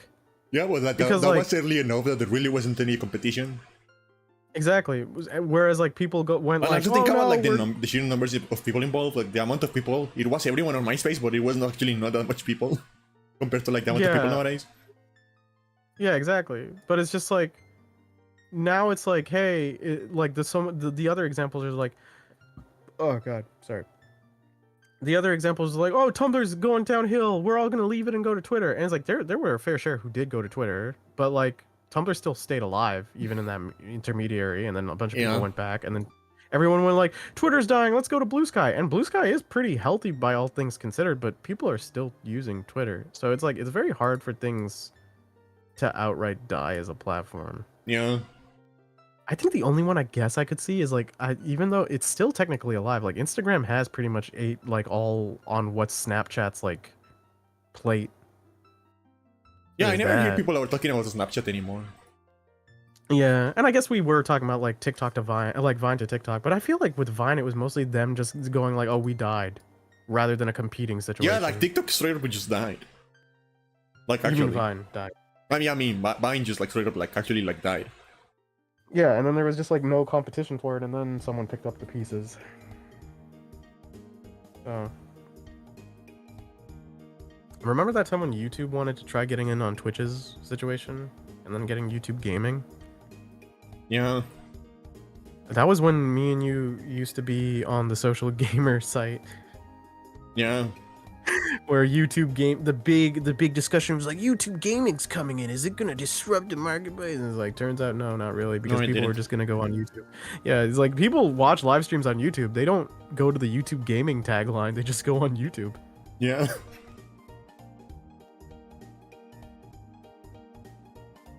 Oh well. Now people just like dual stream on YouTube. Do you remember when Microsoft was trying to get into like the Twitch thing with Mixer? Yeah, I remember that. Wasn't there another one? There were other ones where other Twitch streamers would try like promoting other streaming services, because those streaming services, since they were coming up, they were willing to give a bigger cut. Yeah, I mean, Kik is like hanging around. Yeah, But the thing remember about like Kik is like it's just like for racist people. because like that's kind of what it has become. Because like the moderation team over there is like a bunch of like horrible like bigots. So they allow a bunch of stuff. Well, Kick also got like into trouble because they were just streaming pirated shows and stuff. Yeah. But it's also they allow the people who are like too horrible to like be allowed in Twitch. Yeah. And that is their thing. Pretty much. Wait, is Kick still alive? Yeah. So I don't even know how. There was also like when PewDiePie was just like, "Hey, check me out on Beam for my streams because I'll exclusively do that." And I'm assuming it was because of a contract deal, because almost any situation in those is like, yes, you got an exclusive contract deal and the money was too good to pass up. Yeah. Or like, you did the calculations and you're that big where if your fan base just checked in on it, you'd have a bigger cut. But like, yeah, no one. Or was it Dive or something? Yeah. But like, yeah, no, it's just like, it's so fun. It's so interesting to see the like competing platforms, and it's like, you know, competition is always good. Lord knows, like, it helps like some services like pick up the pieces, but like no, I don't see any like new contender coming in that could actually completely like steal the pie. Yeah. Hell, I'm old enough to remember. You know what? Like reading what Killa said, I'm old enough to remember when you could use a Hotmail account to open a YouTube account. Yeah, that's true. Yeah, me too. Me too. Here's the thing. I'm old enough to remember Hotmail. Yeah, me too. We completely disregarded the fact that like Skype got like completely devoured by both like Discord and I assume Teams. Yeah. Like it was just completely outclassed on both of its like parameters. Like for the casuals is like for casual stuff, it's like, yeah, go to Teams. And if it's like, hey, for casual stuff, go to Discord. Is like if it's for professional stuff, like, yeah, go to Teams, I guess. That's gonna be what's integrated into the workflow. Yeah, now Twitch is like and now Discord is fucking horrible.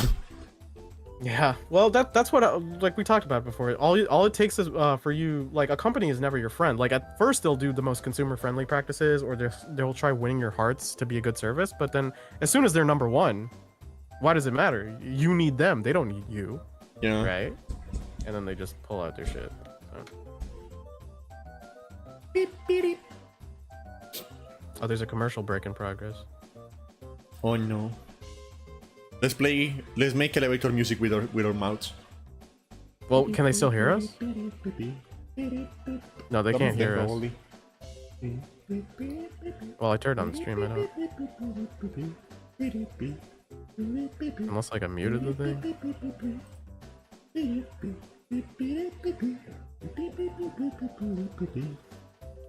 Yeah, Killer said they can't hear us. Tech difficulties. Okay, well, how will he say that? How will he say that if he didn't hear us asking if they can hear us? Nick. Well, no, because he could have said that unprompted. No, but like that is what the XDX means. Oh, that's what the XDX means. The XDX is like a knee face. Oh, because I was thinking like, oh, because it's technical difficulties, he was just alerting us, and like that was just, you know, side by side. He's like, hey guys, I can't hear you. I didn't know the XDX. Yeah. Basically troll face. I mean, if you have 7TV, you can see that the XDX is like a cat smiling. I gotta be less trusting. That's how you ended up here. That's how I ended up here. We used to have a house. Now we're just trapped in a computer. Still trying to find my way out. At least she doesn't inject me with a syringe anymore. She just closes my EXE. Yeah. She just reactivates me. We used to have a house. Now we had to sell it to pay the debts. Now we have is this computer program. She keeps on browsing porn. And I'm just forced to hear the sounds in our living space. I hate it. I need freedom. Hey, I have good taste. Mm.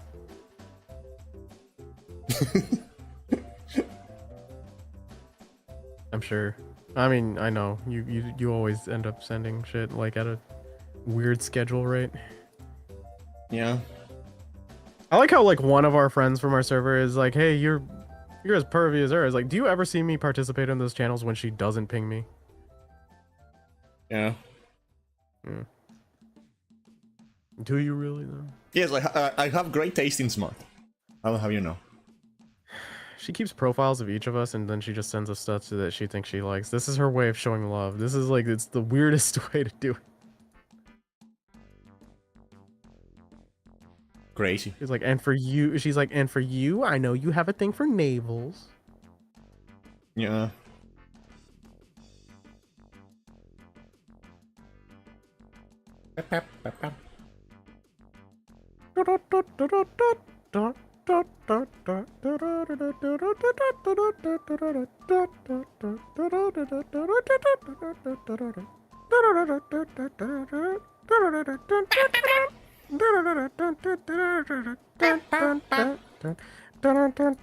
That's the credit music. This is the high quality content people come from. You know what the funny thing is? Last week I messaged out of like concern to a friend. It's like, I'm worrying that the podcast I'm in lacks structure.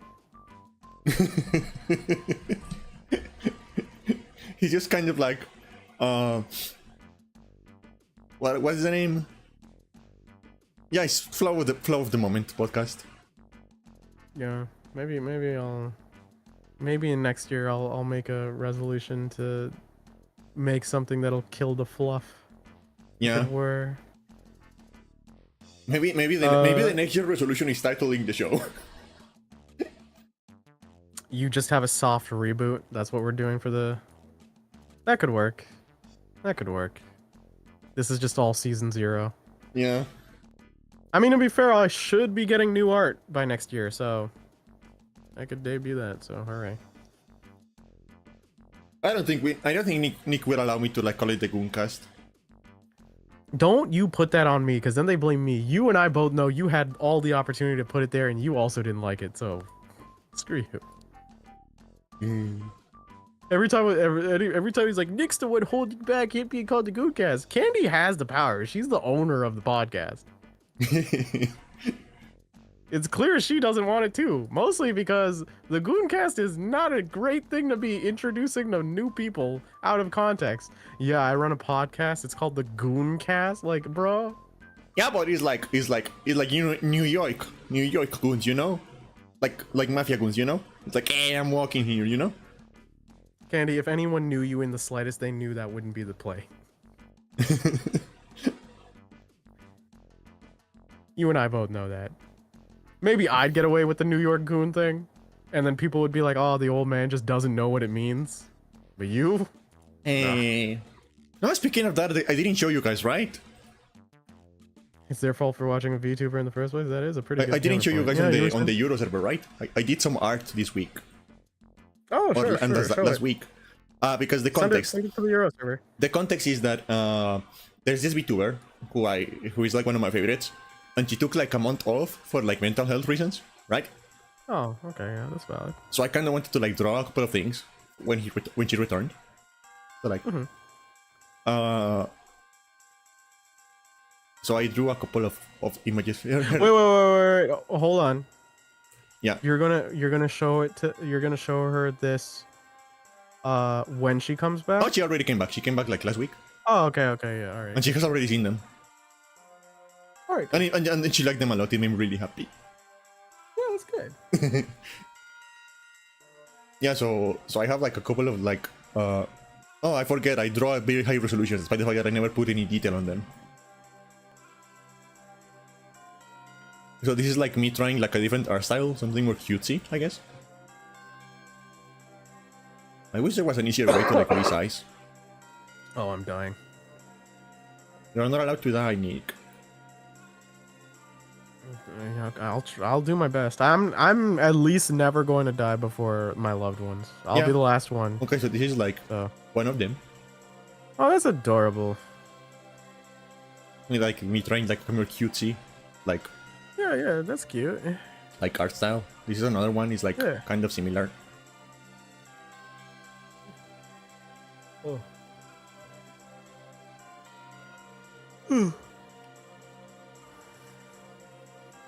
There's another one. Oh, I absolutely adore this one. Oh, thank you. That's really adorable. Nick's gonna make sure he dies last. I'm gonna kill all the others. This sounds so corny, But it's just like my brain is just like I'll lame it out because I'd be too sad in my final moments worrying about my homies. Yeah. That's just how it is. And It's there's just also like these one. it's like if you have a pet, like if you have a dog and you're like about to die in your critical moments, you're like, I cannot die because my dog will be sad. Yeah. That is adorable. I also draw this guy. Speaking of goons, I also drew this guy. Yeah, the guy with the cigarette. Yeah. He's a Yeah, goon. he's adorable. Okay. So this was all for that one VTuber. Her name is Suko. That's good. She's really cute. Yeah.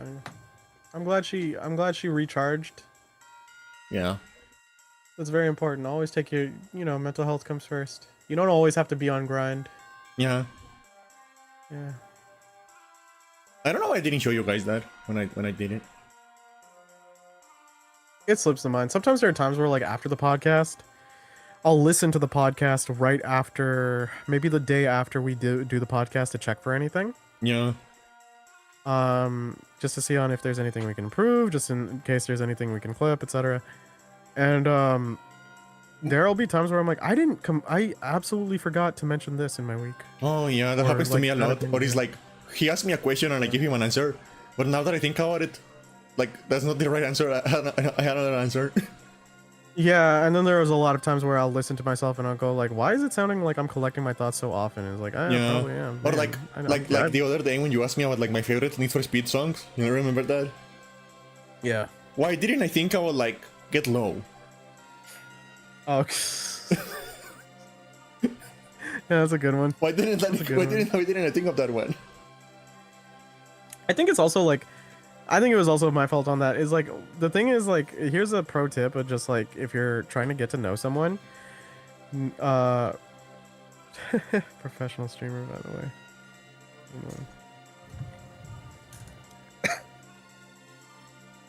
Yeah, when you're trying to get you're sneezing. Okay. Yeah, okay. Killer I have to Dude blow my nose 0, again. 0 summons Here's the a pro Wheel tip of if you're trying to Fire. get to know people. Is like one of the easier things to do rather than going, what is your favorite X? You go, what are some of your favorite things in X category? Yeah. Because chances are the person's going to struggle, but if you give them like leeway, they're just going to The throw silent things out gamer there, 86 and you're still going to turned get like Candy the same into a amount of cat like girl. information done, like information that you need.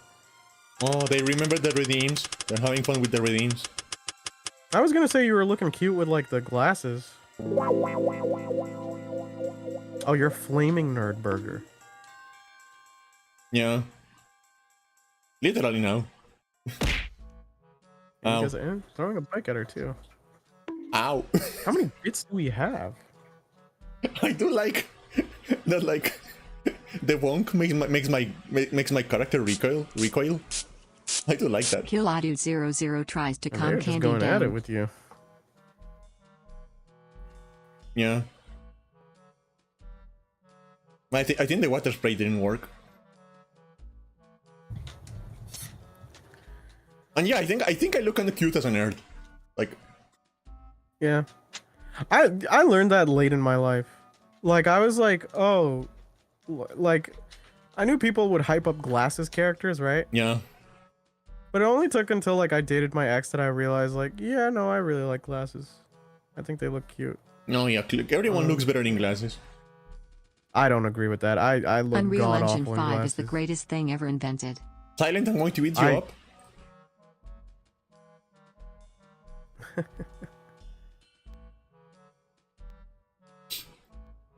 Yeah, you don't agree that everyone looks better in glasses? I don't agree because I have tried wearing different frames of glasses and I'm like, this does not look good at all. Yeah, but how do you know that it's just not your like self-esteem? True. Well, I mean, it could be part that, but it could also be the fact that like I look at it and I go like, I just prefer myself without glasses. Okay, you can test the TTS. Go ahead.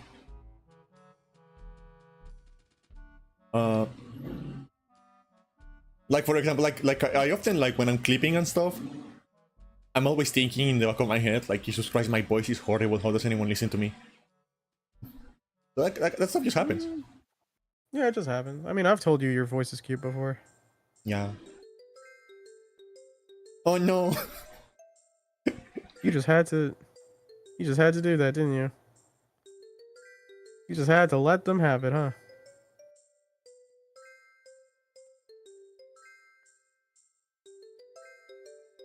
Bim, bim, bim, bim, bim, bim, bim, Oh, bim, bim, bim. Wait, so you wanted it? You wanted it to get filtered? Okay. I guess it was what he meant by testing. He wanted to test it, but it's like an auto spam filter.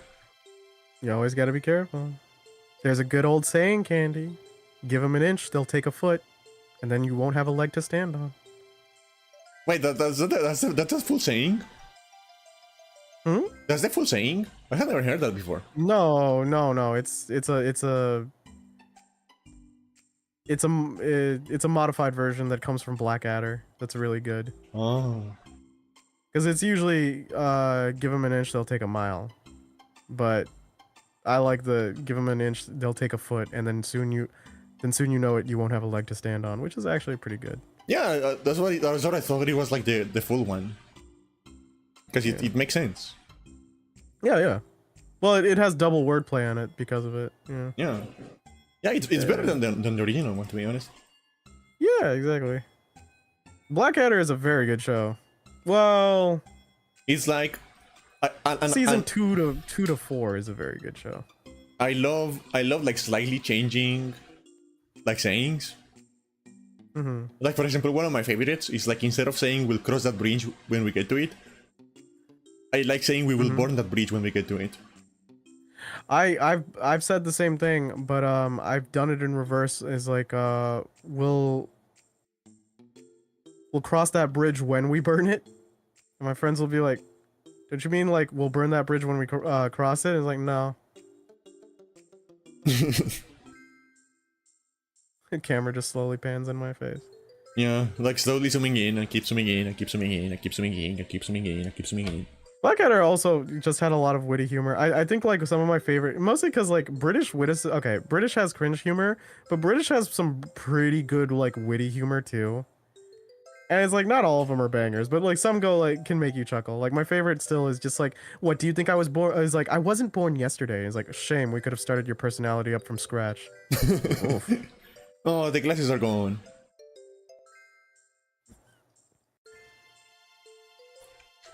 See, but like the problem is that I cannot keep the glasses on forever, because then the nerd mode doesn't make any sense as a redeem. So I had to remove it. Well, I mean, you made me do foreplay, so I'm gonna make you wear the glasses later. Okay. Why did Stream Element say that? You know what the funny thing is? You said the okay right as I read the she's not a bottom, by the way. Your okay was like so like okay. It's just like Stream Elements chiming in. She's totally not a bottom. Why did Stream Element say that? That is a perfect combo. I don't remember adding that command. I don't remember. When did I add that?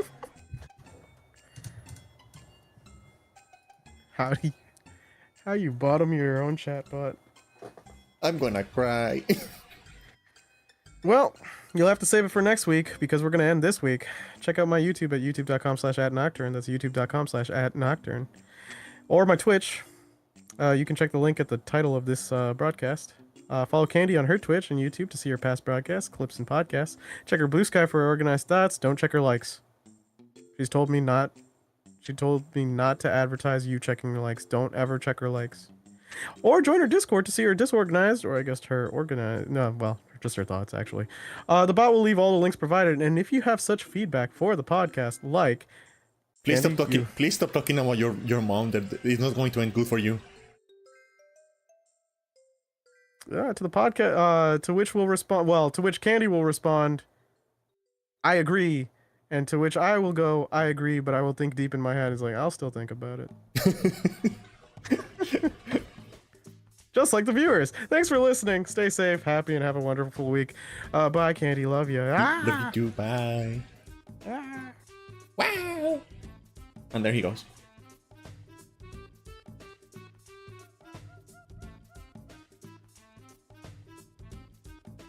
I really, like, I'm not even joking. I don't know why Stream Element said that. I really don't.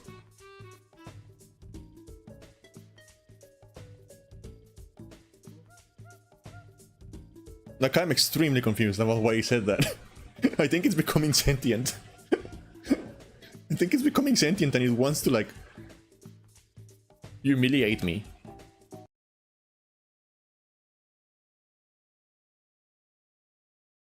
I don't like that. I don't appreciate the robot humiliating me in such a way.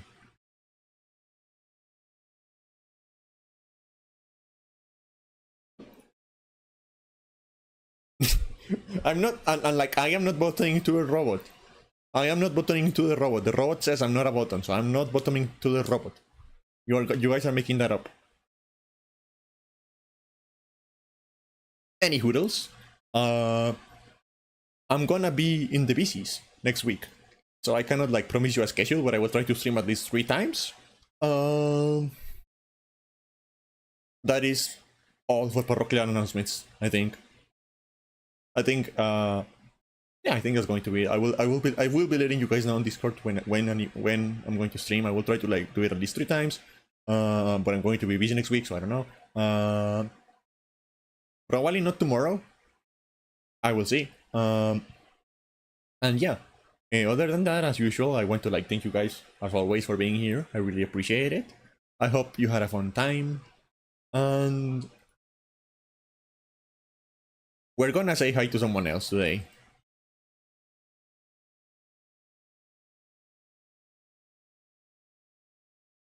We're going to say hi to a new person today, I think.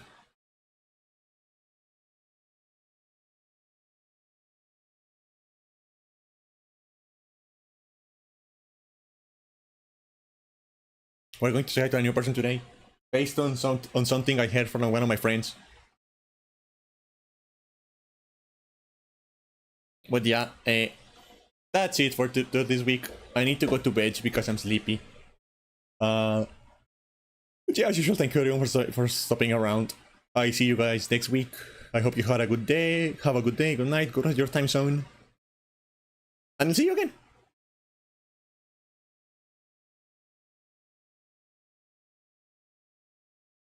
Bye bye. Bye bye.